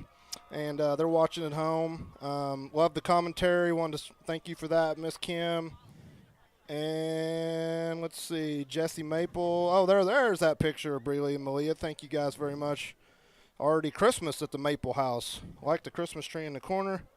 And just so we don't get outdone, Cody Maple decided to send a picture too. He's got his feet up in the air and he's got a better view. So thank you guys very, very much, all of you who we've shouted out to tonight, for that great support. We know that 3 hours down south and basically what we're going to call some winter weather is not for everyone, but I promise you, when there's a lot of our players on our football team that go back and watch Wardog TV and the live stream in full, and they will hear this. So I think that's huge for them to know how many people are supporting them from Miami, Oklahoma, and around. So thank you guys very much again all season long. I mean, this is game 11 for us here at football. We were able to do 2 Lady Wardogs softball games back at Turner Field, and the support for Wardog TV and this venture has just been massive. So we really, really appreciate that. We couldn't do it without, the support of our administration, our senior administration, our Board of Education, and then obviously the people involved with boots on the ground is David Frazier, first and foremost. I mean, if you guys would ever see what David does and his students to set up and all the different areas that we have to set up in on the road, it's pretty incredible how, where they set up cameras. I mean, again, we have Kiara underneath the bleachers tonight, running, basically producing this broadcast underneath the bleachers, and Ava's up here with us, and she has an iPad, and she manually keeps the clock and the score and the down and distance, and it's insane what happens, or what has to happen, for this production to go off without a hitch. So we are incredibly grateful, not only for the people who help us do it, but also for the support that people have given Wardog TV, and we look forward to continue to add to it. When we get into varsity basketball season, we'll be able to live stream all of our home games. We will be able to do some on the road. There are some gyms and some opponents that have a great live stream themselves, so we're just going to we'll tie into theirs a little bit, because the equipment and the personnel that it takes to put on a production is a lot. So you may not get the true Wardog TV at every away basketball game, but you will get it at every home game. So thank you guys very much. Coach, you got some scores for us? I do. I got some scores from local teams here.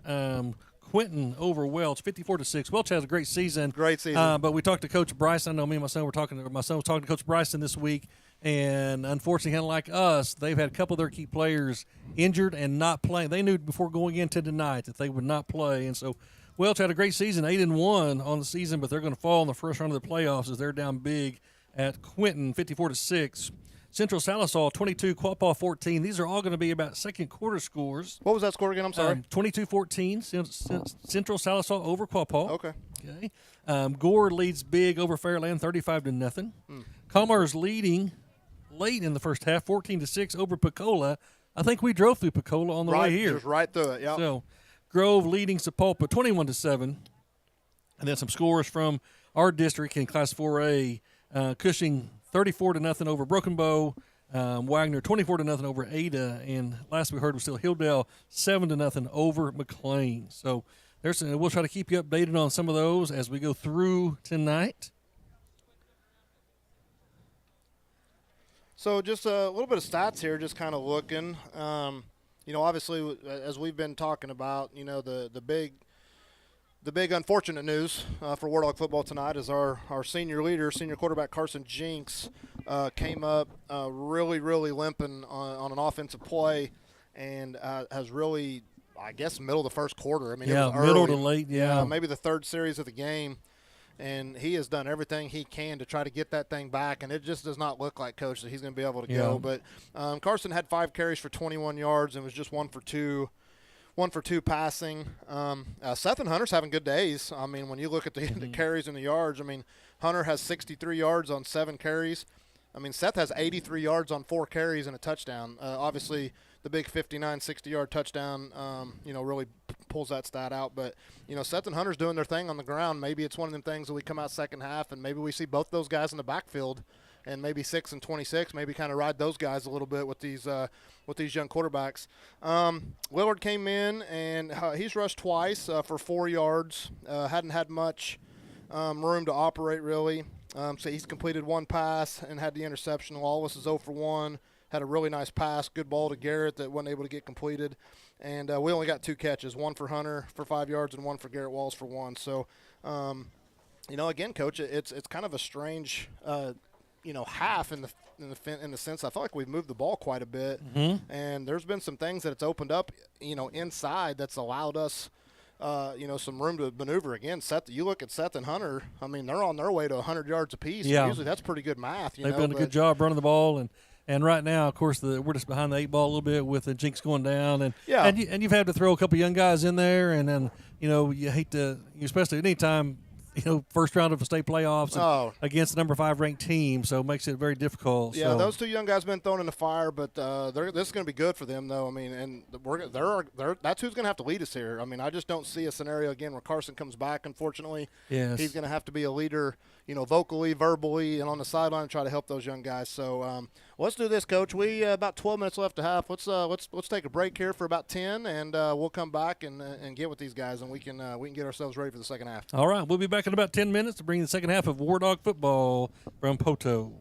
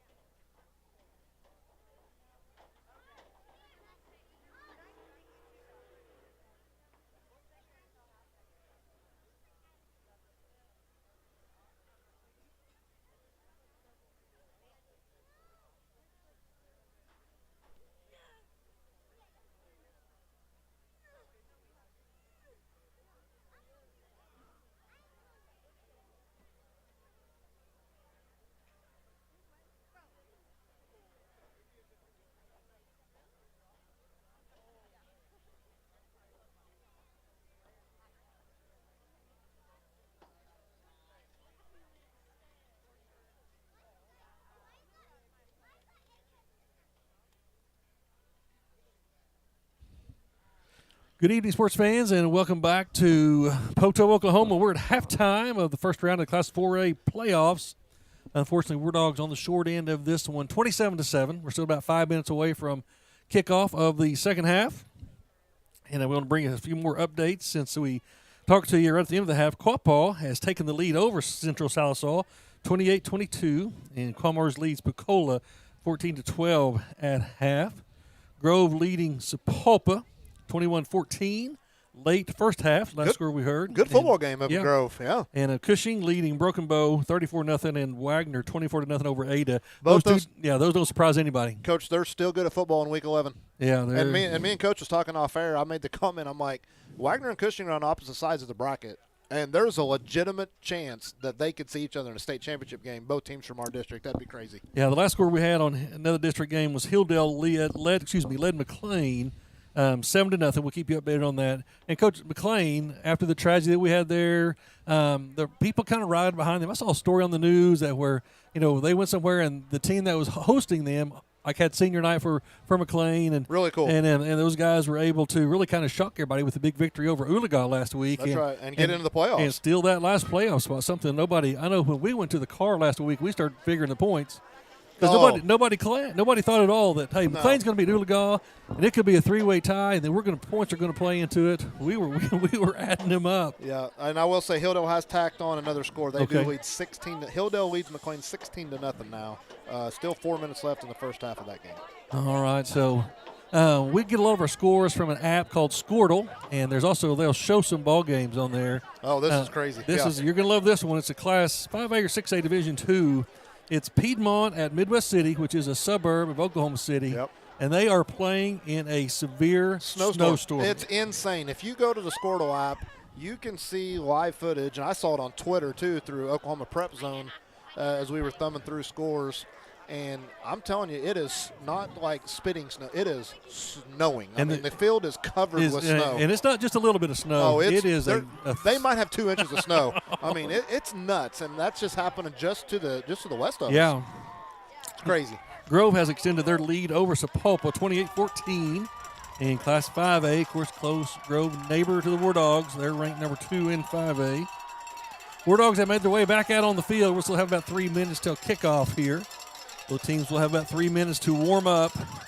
Luckily, like you said, as we was visiting off the air, Coach, the rain has not came back yet. No, it kind of went away really early at the start of the game, and we haven't seen it yet. So, but what's crazy is we may see some of that snow on our travels back home to northeastern Oklahoma. Yes, so I hope not, but yes, that was crazy when you showed me that. I couldn't believe that it was snowing that hard. And it wasn't snowing light. It is. Getting it. That's exactly right. All right. Unfortunately, some bad news here for the Wardogs. The starting quarterback Carson Jinks was injured early, about midway through the first quarter, and he has not returned. And Wardog doesn't. And I said after a while he just wouldn't sit down. He tried to. Looks like it was an ankle injury or some kind of a sprain maybe, but he was trying to walk it out. And I know late in the second quarter he finally went and sit down, which is heartbreaking for him. He's been our leader all year long, and rushed for over 1,000 yards in the quarterback position and done a great job. And as we talked, the one guy you probably couldn't afford to lose. Oh yeah. Was him. It's just tough, and it's not just from the pure what he brings to the table as far as from competitively in his production. It's just that leadership and that presence. I mean, this is a guy that's played a ton of quarterbacks since his freshman year. Yes. And, he has been through it. He has earned the opportunity to lead this team into the playoffs for the career that he's had. And you just hate for it to be taken away, which is something that's part of the game is injuries. Yes, unfortunate. But you're right, Coach. He's the one guy because he's kind of your heartbeat. You know what I mean? And obviously it kind of stunned us a little bit, because we've had to make some adjustments offensively, obviously, but also on defensive side of football too. And I don't know if that maybe had a little bit to do with maybe one of those big plays, just with some misalignments or stuff like that. But regardless, as we were talking during the break, the kickoff return for a touchdown and 2 just huge 90-plus yards. I mean, that's 3 just huge plays. Yes. You take just one of those away. And it's a 2-score game. And it's a 2-score game, and you don't feel that bad about it because we've shown that we've got big play capability. Seth popped the big one. Hunter's had big runs in this game. I mean, there's some stuff there for us to take advantage of. We just got to get out of our own way a little bit here. So, I do think this, and we probably say this is old coaches, right? The start of the third quarter is kind of your telltale for which is going to go. Does Poteau come out, and are they content saying we don't feel like that you can drive the ball on us with backup quarterbacks, and, or did they let their foot off the gas a little bit and let us back in it? Or do they try to come out and hit us, pretty early twice and then maybe coast through this deal? And the biggest question is, how do the kids in the white jerseys respond? Yeah. That's the biggest thing to start in the third quarter. We've got to come out with a ton of energy, great body language, a want-to attitude. We need to start the third quarter like we started the game. Yeah. Because we started the game with a bang, and I'd love to see us come out and get after them here right out of the gate on defense, and then go get a score on the board, and then let's have a little bit of fun the rest of the day. And Wardogs will be kicking off. Here's the early one. Do you go is the onside kick? I mean, what do you have to lose right here? Yeah, I mean, and you're kicking with the wind. The last time we kicked it to the kid that we can't kick it to. So do you take that chance with an onside kick? Because I'd rather have an onside kick recovered by them at their own 45-yard line than I would 80 the other way. All right, so both teams back out on the field, and Poteau's lined up to receive this kick. Wardogs will be kicking with the wind behind their back. 27-7 is our score here at half. Once again, thank you so much goes to tonight's broadcast sponsor, Security Bank and Trust Company. Gentry down that she's sending some, it says Romo ain't got nothing on Coach Davis, she says. So Coach Davis got a fan out there tonight. You get all the candy you want next week, sis. Just come to Coach Davis's office. I appreciate you. Yeah, that's just. But we just thank you so much to Security Bank and Trust, to Bank President Marcel Walther, and the entire team of Security Bank for sponsoring us tonight and making this broadcast possible. And we are getting ready for second half of football. So let's find a way and find some miracles here, and let's get this going. There's Douthit, and he's going to approach it, and it is going to be an onside kick. There it is, and it's loose. And it's loose, and it's going to be That's recovered there by the Pirates. Pretty good onside kick, and it was bouncing around for a minute. He was able to fall on it. So maybe just a little, if you got to be critical, maybe a little hot. Yep. You know what I mean? But it was loose there for a minute. But either way, it's better than going 6 the other way. So let's see if we can come. We had their last drive, we had them on a couple of negative plays there. So let's see if we can do that again. We need to force them to punt again, and let's see if we can respond with a score. Yeah, we're going to need some breaks right here. We need a turnover, need some stops to kind of find our way back in this one. Yeah, so, and that's one thing we haven't talked about. We are -1 in the turnover battle, and you don't win football games when you lose special teams and the turnover battle. All right, Pirates take over. First and 10, ball at their own 44. Toss. And there's a sweep around the right side, and he's going to be tackled at the line of scrimmage. Finish him up, guys. He's going to be pushed backwards, so that's probably going to be spotted right about the line of scrimmage. Good job there by Reese Satterwhite. First initial hit. Looked like somebody else was on the other side there to help clean him up. But, guys, the windows on the press box are starting to fog a little bit on us, so we're struggling with a few views here. So when a kid makes a good play, we want to make sure we call you out. So. Yeah. But good job there initially by Reese Satterwhite. All right, no gain on first down. Let's bring up second down and 10. Coach, another one we talked about, David Homer, one of our safeties, great down point. early, and he has not came back as well either. All right, up inside, there's the trap, and he's going to go across the 50 to about the 49. Yeah, did a better job there of retracing there. Trap is me and Coach was talking about trap and how it's kind of refreshing to see some old school football, but basically what that means is they are not blocking one of the interior defensive linemen from the guy in front of him, and an offensive lineman is coming from the opposite end to clean him up, and you're basically trying to get a running back one-on-one with a linebacker. So so a gain of 6, going to bring up third down and 4. Just underway here in the second half. Wardogs down 27-7. There's off tackle again. And that's going to be – he's going to pick up the first down across the 45 down to about the 44. Good. I mean, pretty tough run there. I mean, he – good blocking up front, and that was a well-executed play for them. Like I said, I know number 11 is their guy to go to, and even from right now, the ball's, literally almost at midfield. I cannot read the numbers on Poteau's jersey. And so a little bit of that is, again, the booth that we're in. So and a little bit of that is my age and eyesight as well. So first down and 10 for Poteau, just underway here in the second half. There's the trap play up inside again, and he's going to go across the 40 down to about the 35-yard line. And they're going to mark him back a little bit, probably about the 37. So pick up about 3 or 4 on first down. Bring up second down and 6 or 7 for the Pirates. 9:57 just underway here in the second half. Wardogs trail here 27-7. Wardogs jumped on them early with the 59-yard touchdown run by Seth Davis, but it's been all Pirates since then. There's that's just dive there, Dive Coach. up inside, and he's pretty much bottled up right about the line of scrimmage. He's going to fight his way forward for about 2 or 3. So the Pirate backs run hard. It's going to bring up third down, and let's call it long 2 for the Pirates. Well, I mean, at this point now, you're definitely 4 down territory, so what we need here is we need a negative play to get this to fourth and long. We haven't had any holding calls on Poteau. Yeah, crazy. Poteau. It's almost like they go so fast that they don't even have time to hold. It's almost time for a holding call. All right. I like it. Third down and 2 for the Pirates. 9:07 just underway here in the third quarter. They're going to hand the ball around the right side, and he is still on his feet.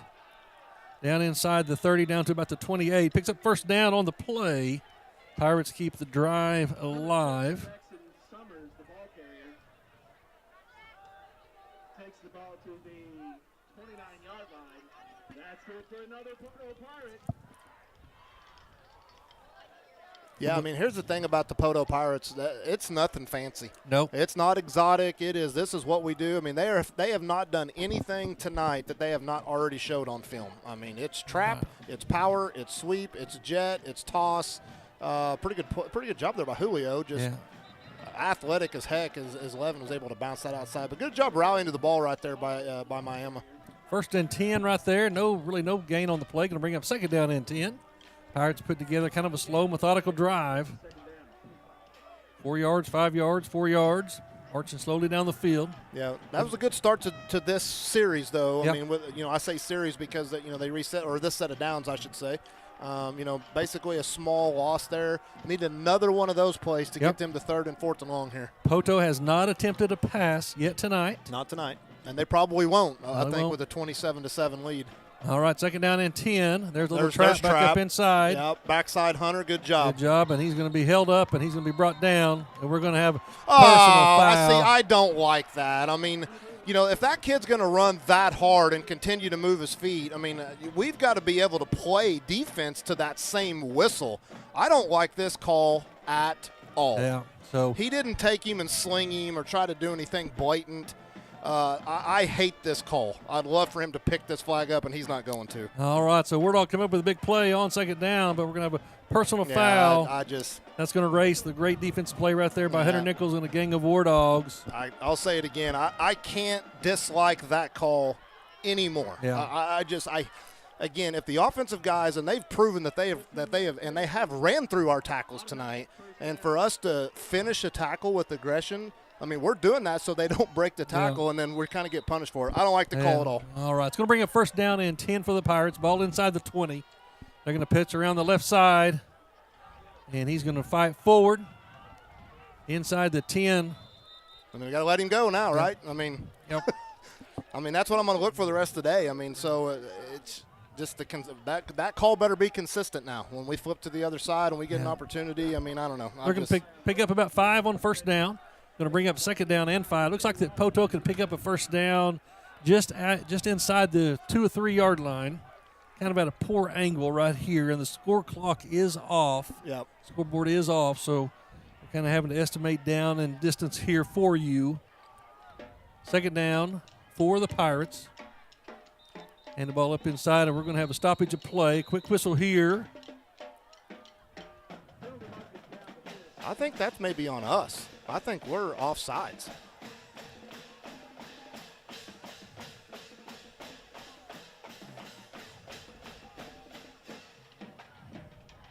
Coach, you're exactly right. They're going to mark that one off against the Wardogs. Yeah. Coach, I don't believe there's been a penalty call on the Pirates tonight. No. That's going to bring up second down, and that's going to make it first and goal for the Pirates. Ball is about the 4 yard line. Going to hand it up inside. He's in the backfield. He's going to be brought down behind the line of scrimmage. Good play right there by the Wardog defense. See who's getting up off the pile. Looks like Valenzuela, number 77. A good play right there. Yeah, good job. Good penetration. Pretty good job right there. Just when your back's against the wall, it's good to see our kids still getting after it down there. So we're going to bring up 2nd and goal. Pirates have used almost the whole first half of the third quarter. We're down about 6 minutes left. So that's the play that they've really hurt us with. And he's going to go in for the touchdown. We have just not done a good job with that play, and it's just power. Yep. It's just straight power to the. And they're wearing out the right side. So they've obviously seen something on the right side that they like, and they've really taken advantage of it. And we've got an injured Wardog down on the field. All right, 6:09 left in the third quarter. Poteau scores again to push their lead to 33-7. Have a Wardog player injured on the touchdown run by Poteau. Not able to tell who that is down at this time. Poteau took the second half and put together a drive of almost 6 minutes.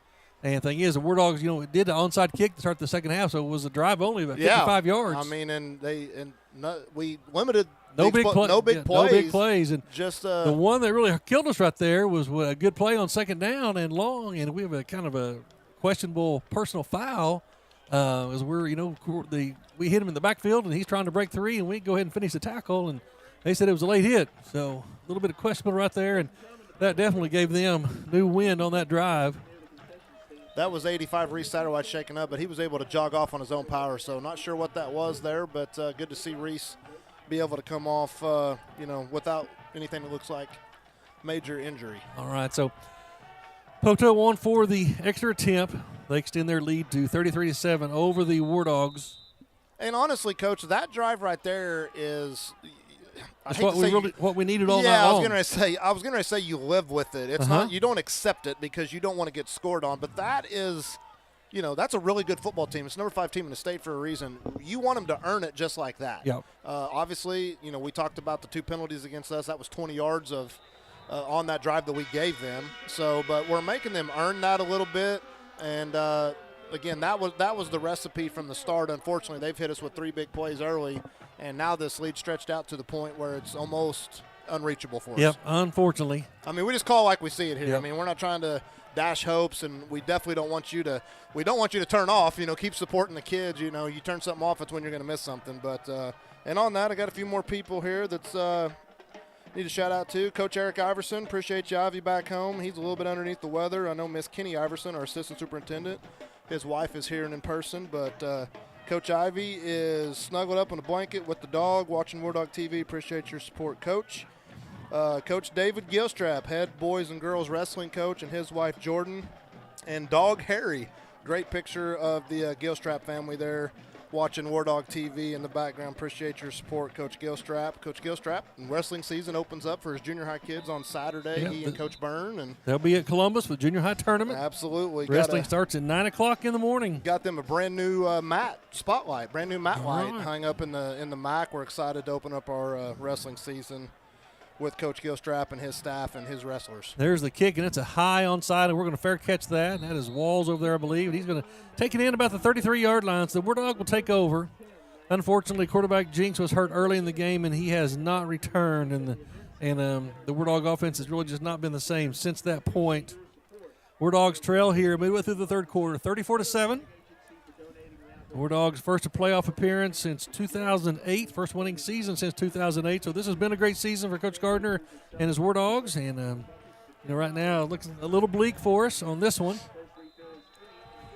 But don't take anything away from this team and some of the accomplishments they've made. So Lawless, the freshman, into quarterback the Wardogs to start the second half. Trips to the right. Davis in the backfield with Lawless. He's going to take in, and we're going to throw a slant over the middle. It's going to be batted out it's going to be hit by the flat player and knocked away. So Wardogs run a little slant play. It looked like they tried to get Walls kind of isolated one-on-one on the far side. Pass comes incomplete. Going to bring up second down and 10 for the Wardogs. Well, I'll tell you one thing. When you look at both Lawless and Lillard, boy, they're nice, long, good-looking. They look like quarterbacks back there. You know what I'm saying? Just that nice, long athlete. Both very talented, can run and pass, which is important with what we like to do offensively. Again, it's not the ideal situation for either one of them. But, boy, the experience that they're gaining is huge tonight. You know, and games this year when they've been able to come in have had a lot of bright spots for them, you know, when the backup roles for the Wardogs. So Wardog's going to have to hurry to get the snap off, and they do. Lawless is going to scramble, and he's going to trip over his own feet, and he's going to go down about the 30-yard line. Yeah, Grant did a pretty good job of recognizing, hey, I got some room here, and just unfortunately kind of got himself tripped up there, or that could have been a big play. He had a lot of grass in front of him. Because Grant can run. Yeah. I mean, Grant can go. Looks like there was a big opening right there. And it's going to bring up third down at about 12 for the Wardogs. We're midway through the third quarter. Wardogs trail here 34-7. First round of the state playoffs in Poteau. Wardogs have had a huge crowd come down tonight. The band, the cheer, the dance are all here tonight. Yeah, big crowd. I mean, it's not ideal fan-watching conditions. Thank you to all our supporters. All right, Wardogs are going to have a legal procedure. Yeah, this one's on us. This is on as the right tackle. Yeah, it looks like the right guard actually. Okay. Coach number 50, Clark, and you know if he holds his water there, we probably get an extra 5 yards. As they're going to come across as well. So again, we're not trying to be excuse makers here, but this is the reality of football. You get a new quarterback in there, and it's a different cadence, and the tempo of that cadence is different. The body language of that cadence, the clap of the hands prior snap, all that timing changes with new quarterbacks, and we've got caught with a couple of legal procedures because of that, I think. Not the quarterback's fault. It's just new. Just different. Third and about 17 for the Wardogs. Lawless takes the hands the ball up inside, and not much room there, and so Wardogs going to be forced to punt here. Going to bring up fourth down and long for the Wardogs. Hey, Coach, you see it at any level, you know, high school, college, pro. Anytime you have a quarterback go down, it affects the team more than any other position. And you see it on Fridays, see it on Saturdays, see it on Sundays. And then unfortunately, quarterback's jinx went down early in this one, was not able to return. The Wardogs going to be facing fourth down at about 16. Davis on to punt. He'll have a strong wind at his back. Good snap. He's going to go down the right side. Hit about the good bounce. going to take a good bounce. Hit about the 45. Going to go inside down to about the 35. Going to be picked up there by Wall. So Poteau will take over. 4:12 left in the third quarter. Poteau with the big lead here. Some upcoming events for Wardogs this week. Like I said, junior high wrestling team will see their first action tomorrow at the Columbus tournament. Monday, 9th grade boys basketball will be in the J tournament. They will play at 7 o'clock. Tuesday, November 15th, the first home wrestling event of the season will take place at the MAC. Junior high wrestling will host both Seneca and Pittsburgh starting at 5:30. 9th grade boys basketball also on Tuesday night. They'll play at 6 o'clock. All right, back to action here. Oh, a pass. And they're going to roll out. They're going to throw it, and it's going to be incomplete. Wow. So the first pass play of the night by Poteau. It was at 4 minutes left in the third quarter. Pardon my shock there. I actually said that like I'd never seen a pass before. Wednesday night, our boys high school basketball team will be scrimmaging Pryor at home in the MAC. Scrimmage scheduled to start at 4 o'clock, so come out and get a preview of the Wardog basketball season. I know that a lot of guys that he's counting on are standing on the sideline tonight. That's right, yeah. But still, those who are in the gym will be starting to scrimmage this week. Good. There's some good talent out there. I mean, they showed some signs just a couple of weeks ago, the last couple of weeks scrimmaging without the football kids, and there's some good talent on the Wardog basketball team. Should be fun. Have a stoppage in play here at Whistle, and looks like we're going to have a. Does Poteau receive a penalty? They do. Coach, that's the first one of the night. That might be the first one of the 9. It's going to be a 5-yarder. Legal procedure, legal formation. Thursday night, last day of the 9th grade boys basketball tournament, Jay. Our boys will play at 4 o'clock, and then high school girls will scrimmage next Friday at Ketchum starting at 6. So some upcoming action for Wardog wrestlers, Wardog basketball. So that season is upon us as the football season is starting to wind down. Wrestling tomorrow in Columbus, Kansas. All right, second down and 15 for Poteau. He flipped the formation. Going to be a quarterback power, and he's going to be hit. He's going to fight forward. A good tough run right there. And not played bad by the Wardog defense, but a good tough run by the quarterback. And he's going to pick up about 7 or 8 on the play. You're going to bring up second down. Let's call it 8. Again, it hits so fast. Yep. I think that's a massive advantage, and something that they really take advantage of is how quick they get to that position on the football field. To be, I mean, it's really something to watch, and you can tell it's something that that they time all the time. I mean, their practice has to be crazy tempo to be able to pull off this. They run those outside powers and sweeps. They're bringing a lot of people at you. And there's a good job, good play right there. Oh, the ball's on the prowl. Oh, they got it back. Nope, we're not just saying they've got it. Oh, no. Yeah, we do. Oh, we do. I mean, we came up with it in our hand. Tyler Walker has taken the ball, and he has walked out of the. That's a big play right there. That was played well, and I think we came in with a late strip. And, man, it'd be nice to take advantage of this right here. All right, so Wardogs come up with a big turnover here. Great job by Kyler. I don't know who made the hit. I know Kyler Walker dove in there and got the recovery. It's good to see the Wardogs still playing. Fighting. Still fighting and playing hard. And they've been fighting hard in the second half. They have. Really one of our, even though they scored to start the second half, it was a good defensive effort right there. So Wardogs will take over. 3:16 left in the third quarter. Lillard on to quarterback this series for the Wardogs. They take over the ball at the Poteau 37-yard line. Wardogs with a little bit of the power back. We need to find a score, Coach. All right, that's going to go to Nichols. He's going to dance around. Oh, good job. We got to get vertical, bud. Too much dancing in the backfield, and he's going to turn. That's going to end up with about a 4 or 5 yard loss. I saw young Lillard when that ball was reversed back. Sam got in there and got him a couple of blocks. He was going to help his buddy out there. Second down and about 13 after the 3 yard loss on first down. Let's call it second and 14. 2:51 left in the third quarter. Wardogs down here 34-7. So the main clock has been off and on most of the night. It is off right now. That's crazy, too. I mean, that scoreboard is, I bet it hadn't worked, a third of the night tonight. All right, Lillard's going to take it, and he's going to be hit face mask in the backfield, and he's going to fight back. He's going to end up losing about a yard on the play. Going to bring up third down and about 15.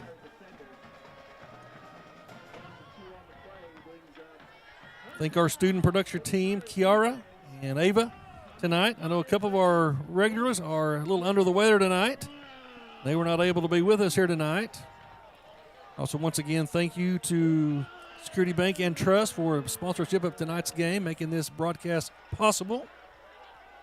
All right, Wardogs come out now. Third down. Let's call it 15. Need to get something positive here because we're definitely in 4-down territory because of the score separation. We need a positive play here. All right, Lillard drops back. Good protection. He's going to lob it over the middle, and it's going to go a little bit deep. I mean, we got one white jersey, and there's four guys. There's literally four defenders covering Garrett Walls right there. So that looked like a single-person route, thinking that we may fool them a little bit, thinking we're going to try to run the ball there, and they just wasn't fooled by it. Yeah. 4th and 15. Now for the Wardogs.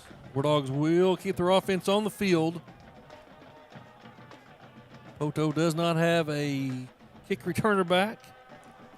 Looks like they think we're going to run offense as well.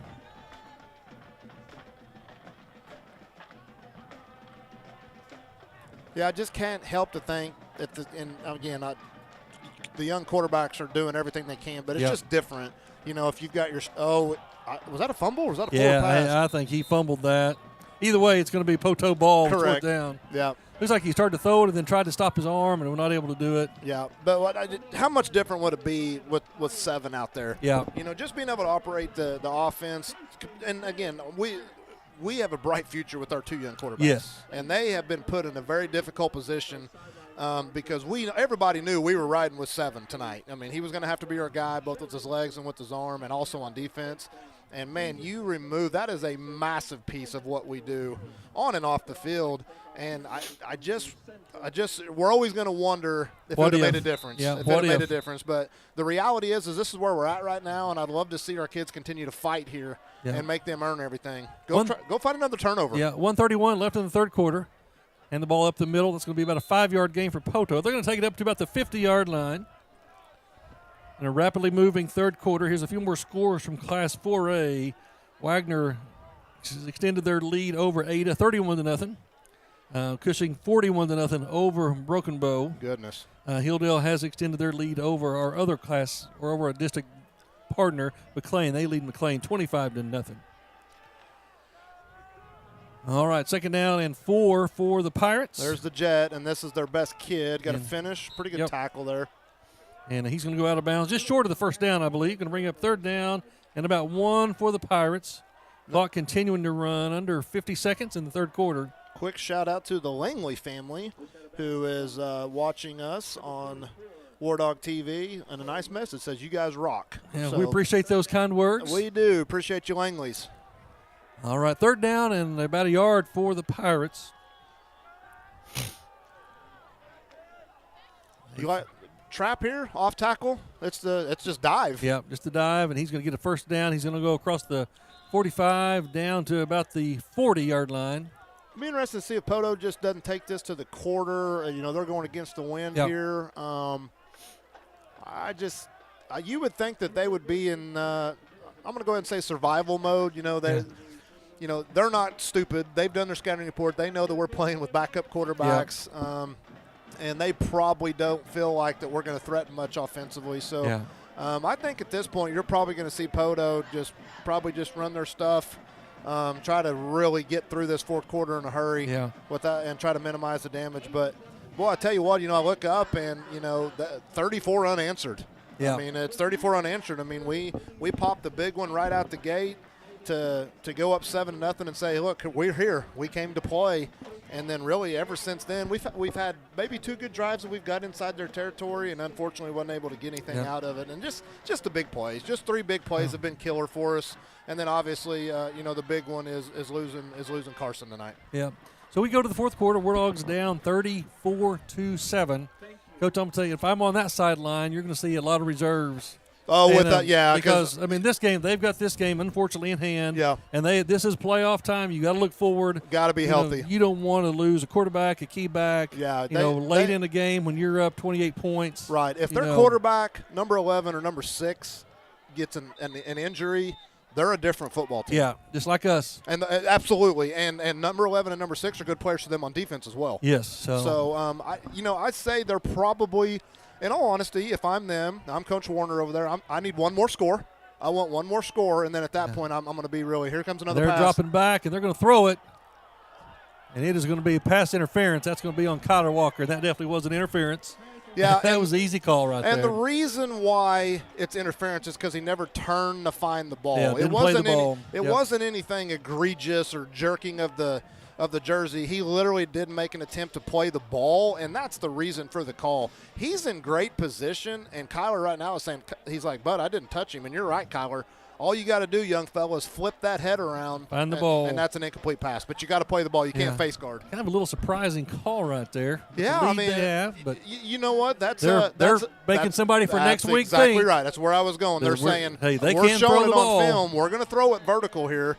That's all that is. That's to show it on film. That's exactly right. All right. Poteau picks up a first down by the penalty. They'll have the ball about the Wardog 26, and they're going to throw it again. And that is going to be dropped. A little spot pass out there, and that was dropped. So we're thinking, do you start pulling kids out to save him? They're thinking we're going to show a bunch of stuff on film so somebody else to work on it. That's right. So make you work on it. Not a bad strategy. Coach Warner has been coaching. Actually had a great conversation. I don't know Coach Warner real well, head coach of Poteau, but he said, "Coach, this is my 34th year of coaching football," and he goes, "I love being a granddad and I love coaching football, and I get to do both right now." So, and he's got a great squad. So it's not his first football game. They've had success here, and he's finding ways for other people to have to work on him. All right, they hand the ball around the right side, and he's going to be bottled up. Start stripping that ball. Still on his feet. Oh, boy, how he fights through it all the way inside the 20. Yeah, they run the ball hard. They run it hard. I really think probably Poteau will host again next week. It looks like they're going to be playing Clinton. Clinton leading Bethany right now 20-6. As I think usually if you're the district champ, which Poteau is, you're guaranteed the first 2 games at home. I will say this. They're a good football team. Yes. There's no question. But they better hope that they don't see Wagner. Or Cushing, yeah. I just don't think that, Yeah, I'm not taking anything away from them. No. But this is more a testament to how talented Wagner and Cushing are, because Wagner and Cushing, in my opinion, one guy's opinion, are head and shoulders above what we're seeing tonight. Yeah. Just more multiple. They can do more things and throw more things at you. The nights we played those teams, Wagner, Cushing, we literally had no offense. Even tonight, even after Carson was hurt, we've shown signs of moving the ball and against them. I said they are a good football team, but all right, they're going to throw it, and it's going to be caught out on the flat. That's actually a really good little pillback block right there. Yeah. And that should be illegal, and it There is. it So is. that's There- coming back. I yeah, mean, that's an illegal pillback block, and he hit him right in the face. Yeah, so that touchdown will be taken off. Yeah, that's an illegal block. You just can't do it in today's game. I know, back in the early 90s, late 80s, that's a highlight film. In today's football game, it's just not a play that's in there. It was an illegal pillback block that honestly didn't affect the play. Yeah. And that one's coming back from the spot. So this will not be a Yeah, touchdown. this touchdown will be taken off the board. And that's number 22, Chris Kelly down. Yes. A couple of scores here from local schools. Commerce, a third quarter score with roughly 3 minutes left, leads Pocola 26-18. See if we can find a Quapaw score for you. Fairland on the short end of a 42-6 score. They traveled to Gore tonight. I don't know where Gore is, but I'm glad I'm not there tonight. It's over there. Last score we have on Quapaw was still at halftime. Quapaw leading Salisaw Central 28-22. So Commerce and Quapaw both had good seasons this year, and that's Chris. Yeah, it's good to see Chris pop up and and he's jog off jogging the field off. on his own power. So He just probably took- probably just got his bell rung just for Yep. a second. And again, that's going to be a 15-yard penalty from the spot, and that touchdown will be taken off the board. So it is still 34-7 here, and it looks like 10:26. Yeah, 10:26 left in the ball game. And, we're going to mark that one off against the Pirates. It's going to be officially second down, and I'm going to say about 25. It's hard to see. The scoreboard is not on, so we're estimating. There's off tackle left side. And he's going to bounce around the outside, and Good he's speed. going to go down to There's about the 13, 14 That yard is a line. really, really late penalty, and I don't see anybody around. I don't really know what. He Yeah. threw that flag, and the only people around him was 4 Poteau kids. Well, it's against Poteau because they're turning around and walking back this way. And So maybe he just struggled getting the flag out Yeah. maybe early. That was a little strange. I did not see the call, but they're turning around and walking. Looks like I'm going to say kind of a hold or block in the back. I didn't see it. Yeah, so. they're going to take the ball all the way back to the Wardog 35-yard line. It's going to bring up now second down, and I'm going to say almost 35. It's more than 10. I Yeah, can tell it's a from here. bunch. Yeah. Again, I'm not worried about the score right now. I'm worried about the execution in the moment. So we need to take advantage of this right here. Yep. We need to be able to get them off the field and get our offense back out there and execute. So, live in the moment. Quit turning around and looking at the scoreboard. We know it's not in our favor. Play some football right here. Take a little pride, and let's get a stop here. All right, here we go. Still first and really long for Pirates. They're going to hand the ball around the right side. And he's going to go the distance. That's their big one, number 11. And he's going to go 32 yards for the touchdown. Yeah, again, I feel like we're in position, but once the outside, the guy widest to the outside of the defense, once he gets sucked in and you give them the edge, it's Yep. just most people are going to be able to outrun you just because you can't get enough angles on the field to be able to get to that type of speed. So All right, so 32-yard run by Poteau, and they add another score. That's going to make it 40-7. 10 minutes left in the contest. Poteau has this one well under control. On for the extra point.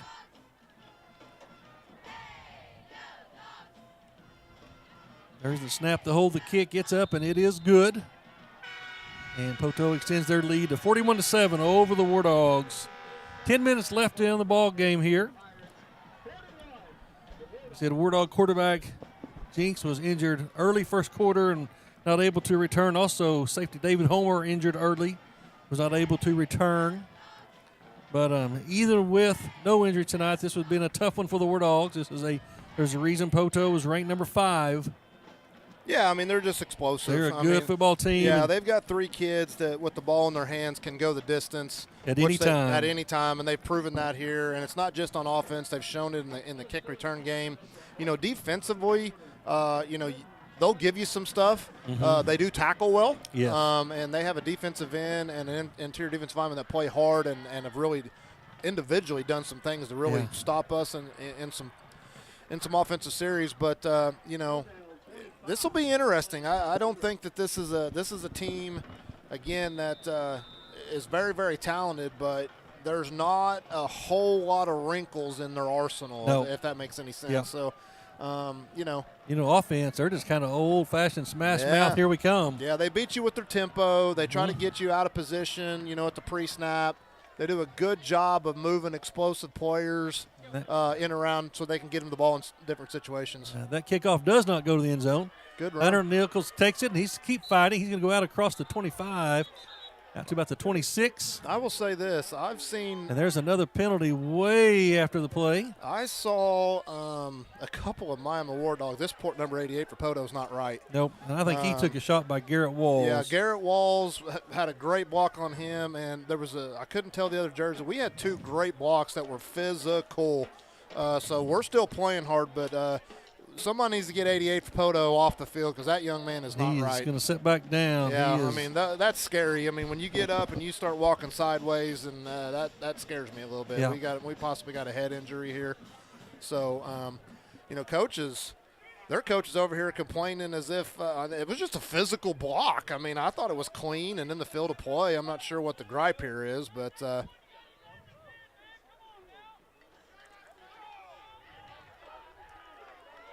he is up and now being helped kind of back to his own sideline, walking. There is a flag. Yeah, there was a flag. It came late, and it's going to be against the Wardogs. I'm not sure if we're trying to say that hit was late after the play. Yeah, I'm not sure. When you don't see too many kickoff returns, especially at the NFL and Division I, Division II levels, without a penalty. Yeah, there's blocking the backs, there's holdings. I mean, it's almost like they're trying to find ways to take the kickoff return out of football. And we got bit by one here, too. They're going to back us all the way up to about the 7-yard line. So that's a tough penalty to overcome right there. So 9:56 left in this one. Wardogs jumped on Poteau early on a 59-yard run by Seth Davis, but it's been all Poteau from that point on as they have scored 41 unanswered. Lawless, freshman on to quarterback this possession. Davis in the backfield with him.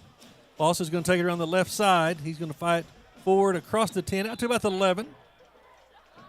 So pretty good job on first down for the Wardogs. Another shout out to the Hempville family. Appreciate you guys watching. Got your pictures there. Thank you, Mitch Hempville, and your family for supporting Wardog TV and the Wardogs from back home. Got a lot of pictures been sent to us tonight. That's been fun. A lot of people's watching Wardog TVs with their dogs. That's what their dogs. That's a great.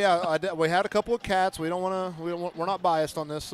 We're biased toward the Wardogs. We're not biased towards dogs versus cats. So we had some good cats pictures too. Second down and 5 for the Wardogs. Ball deep in their own territory. Going to hand that one to Davies. He's going to fight over the left side. Not much room right there. He's going to be brought down. Got a little bit of extra activity going on after each play right now. Getting a little chippy out there. Yeah, I say that, but then at the same time, I saw a couple of defensive linemen there show some pretty good, sportsmanship by helping some guys up, and so a little blend right now. Yeah. Not sure why it would be chippy at this point. Yeah. But because obviously Poteau's going to end up winning this football game up 41-7 with just over 8 minutes left here, but. I'd like to see us finish this game on some sort of high note. Third down and 6 for the Wardogs, deep in their own territory. Lawless takes it, and he's going to throw it out. It's going to be caught. Vertical. Got to get vertical. See right there? I mean, we stop and try to get side to side. He's got to get it and go. You're just allowing the outside linebacker to trace to your position. So, good catch. Just hit it, Garrett. I mean, trust yourself and your ability and go get us a first down there. Wardogs going to be facing fourth down and long. They're going to be punting into that stiff wind once again. 8-11 left in the contest here. All Poteau at this point, unfortunately. Poteau does not have a punt returner back.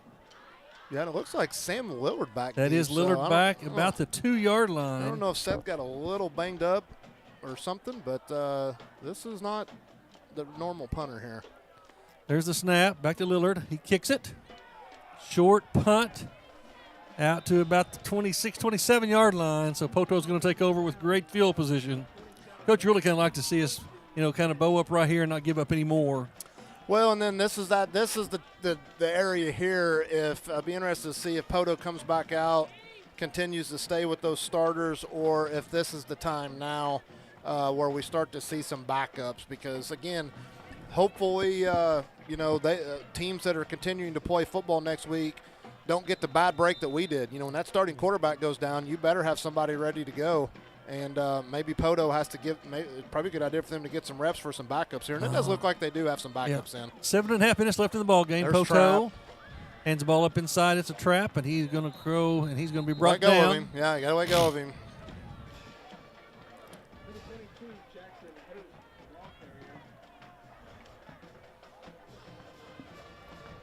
Pick up about 3 or 4 on first down for the Pirates. Going to bring up second down and about 7.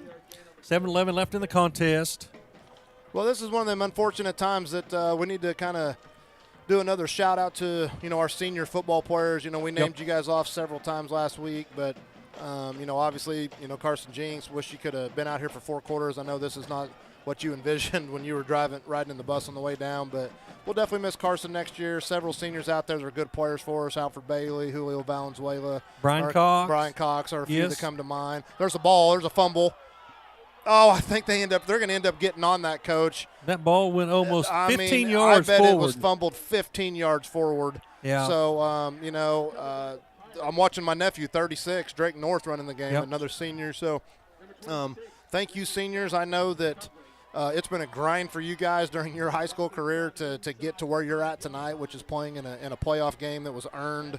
So we are very, very thankful and grateful for your leadership and for sticking it out. And I think we had 9 of them this year total who played for us. So thank you, Wardog seniors, for a great football season. It's been it'll be memorable. I mean, the first time in 14 years we get in the postseason. They're going to be the senior class that said, "Hey, we're the ones who finally got it turned around. We helped fix it." Yeah, and help So, congratulations to them. And then looking ahead, I mean, we got some good young talented kids that are going to come back and play more football for us next year. So, really good junior class, good sophomore class.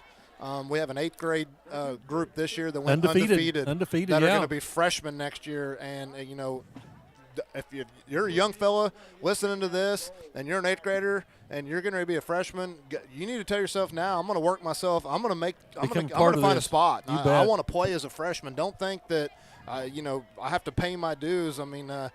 I mean, you should be excited to be able to join, Wardog football next year with an opportunity to continue to build on what we've done this year and try to go find a way to win another district game. That's right. Or another 2. And instead of traveling to Poteau, let's host at Robertson Field. I would love nothing more as the director of athletics for our school to have to be very, very busy on week 11 next year because we've earned a couple more wins and be able to host. So I'm really excited for the future of Wardog football and what's going to come over here for the next couple of years. But, again, we'd be remiss one more time if we didn't say thank you to our senior class of this season for your leadership, and we're definitely going to miss you guys a lot. Yes, and Wardogs, we also want to thank, like I said, our administrators and Mr. Highsmith and Ms. Iverson and everyone in the school board who made all of this possible. For the purchase of the cameras and the equipment and everything. Man. Yeah, huge. Huge investment in your kids. And obviously, Coach, by the feedback that we got just tonight, I mean, the several people who are enjoying it. I know that you and I talk that how many people stop you and say, "Hey, man, we love Wardog TV," and that's what it's about. And it gives our students real life, scenarios and practice in digital media, which is really neat for them. And we hope that Kiara and Ava and Blake and Rylan and some of the others who have filled in, we hope that they take this experience and we can build on it for next year. And then when they're adults, be able to look back and say, man, if Wardog TV allowed me to get to where I wanted to be, that'd be pretty awesome. And that's why we're doing it. Yeah, 5 minutes left in the ball game. Good play right there by the Wardog defense, trying to keep the Pirates out of the end zone.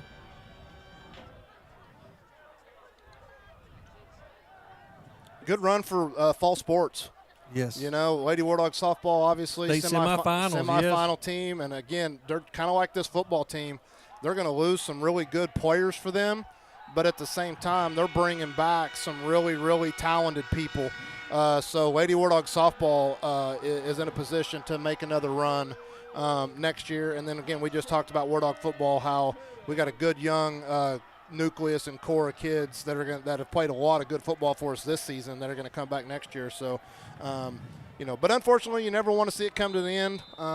This one's tough, and as they've tacked on another one here. But, at the same time, we want to make sure that the kids in the white jerseys that are on the sideline right now that don't feel great about their current situation, how proud we are of you guys and your fight and what you've accomplished this year shouldn't be taken lightly. Wardogs will end this season at 6-5, and the first playoff appearance in 14 years. First one since 2008, first winning season in 2008. And you got to have your first winning season to have your second one. That's exactly right. So this is a huge step in the right direction. It is. Congratulations to Coach Gardner and his staff. Yep. And again, a little bit of bad luck tonight, but that's football. Yep. So 4:31 left in the contest here. Poteau does add on another touchdown, and they extend their lead to 48-7 over the Wardogs. Some other scores here as we look across 4A. Cushing 48-0 over Broken Bow. Wagner 41-0. No, excuse me, wrong score there. Wagner 31-0 over Ada. There, Clinton 27-13 over Bethany. Clinton will be here next week to take on these Pirates. Tulsa McLean seasons will end tonight as well as they trail at Hilldale 25-0 late in that contest. So our district's going to go 2-2. Yep. Here, the 1 and 2 seeds are going to advance, and the 3 and 4 seeds are going to fall. And that's way it's set up. Yeah, if you draw the bracket up, that's what's supposed to happen. Yeah. We don't have to like it. Yeah. But in this case, it's actually rang true. Mm-hmm. The part I do like, Coach, is we were part of the bracket. Oh, it's so big. Someone. There was a high school coach, I think it was in Texas, sent a tweet out earlier this morning and said, if you're playing football tonight in Texas or Oklahoma, you're part of the 5% that are still playing football. How about that? How about that number? 95% of high school football teams are doing something else tonight, and the Miami Wardogs are playing football. That's pretty fun. Wardogs back out on offense. Good block, Eric McKibben. Good run, Sam Lillard. Oh, Lillard going to run all the way out to across the 35, and he's going to lower his head and run over a defender right there. So big play on first down by the young sophomore quarterback.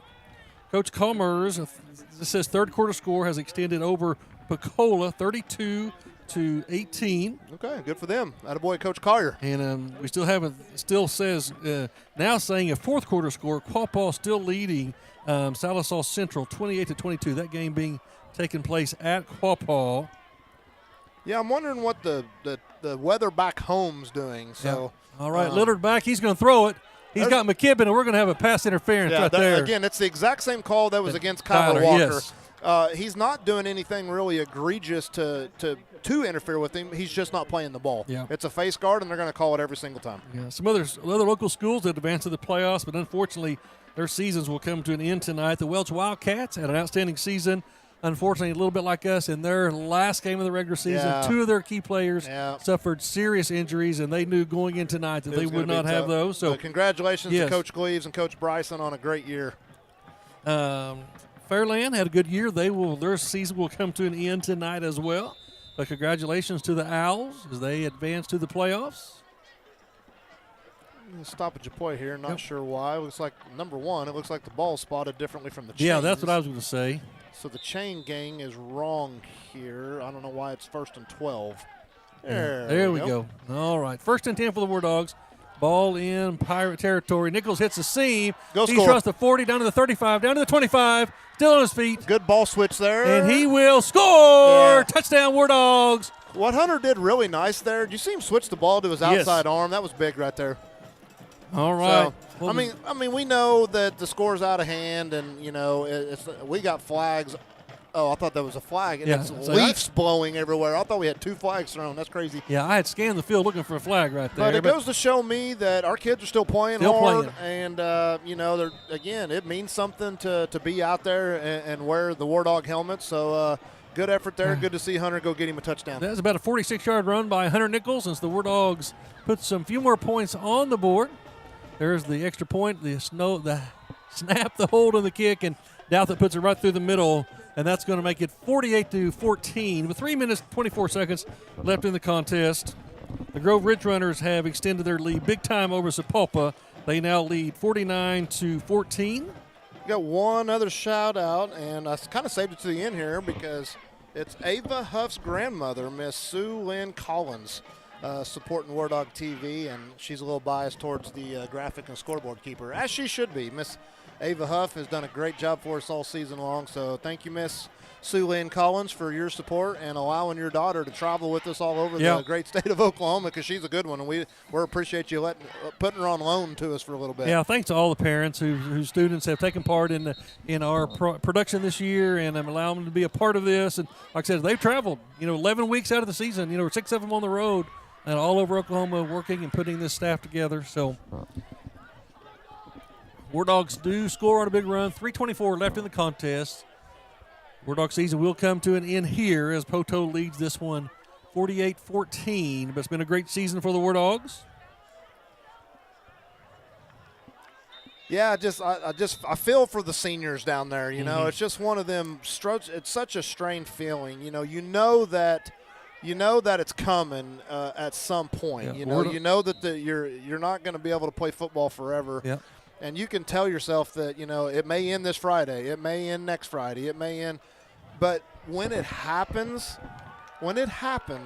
you still can't. You just don't know how you're going to respond. Yeah, and sometime you'll take that helmet off for the last time. Yeah, and that part's hard. So it's one. I hate it for them because, the realization probably is settling in a little bit here. And we know that some of these seniors are going to go on and play another sport. They're going to be on the basketball floor. They're going to go wrestle. Mm-hmm. They're going to powerlift. They're going to play baseball. They're going to run track, golf, tennis. We know that their career's not over, but when you're never going to put on a pair of shoulder pads and a helmet again, that realization's tough. It happened to you. It happened to me.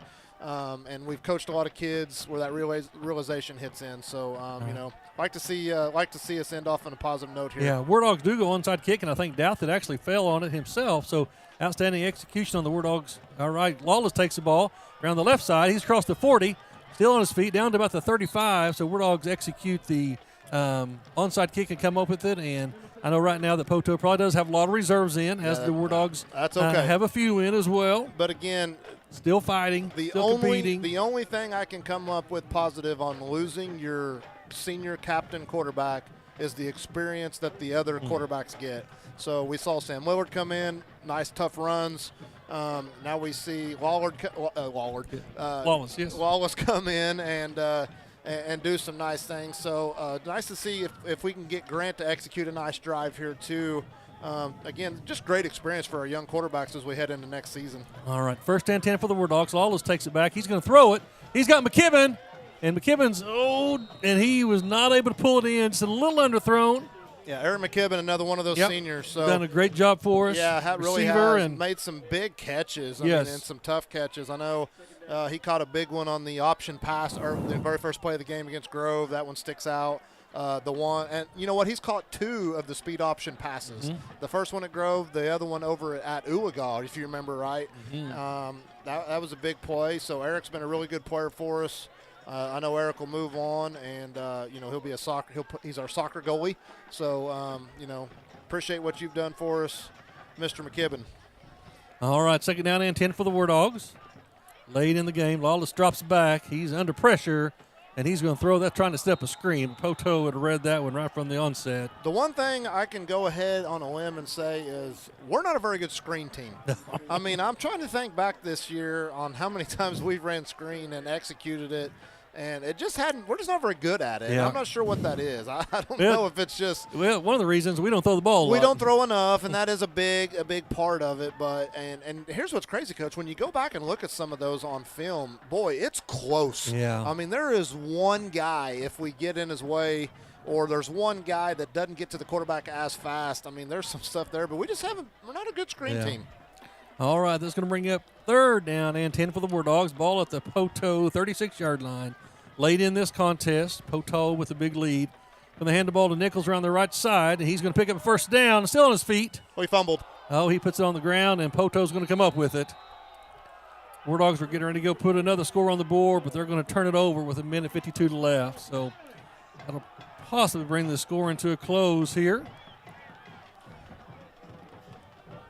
All right, Coach, with a minute 52 left, I just want to thank everyone who's been involved with Wardog TV and the administrator and Coach Davis for allowing me, an old coach, to be a part of this. Oh, it's been a blast. I couldn't find anything I would rather do on a Friday night than this right here. And I'm gonna go on a limb and make an executive. You are invited back for Wardog football, Wardog TV next season if you want to accept. Well, I'm going to take you up on that offer right now. So It's been a blast, hasn't it, Coach? It's been so much fun, and who knows? Maybe we can get a guest appearance at a Wardog basketball game. It's by very Coach possible. Paxson. You know, Coach Paxson coached a lot of football for the Miami Wardogs and obviously coached a lot of basketball for the Miami Wardogs. So I bet we can probably get Coach Paxson back for some Wardog TV, and we're hoping that we could possibly even identify a student who could do a little play-by-play during basketball season. So again, we will be calling.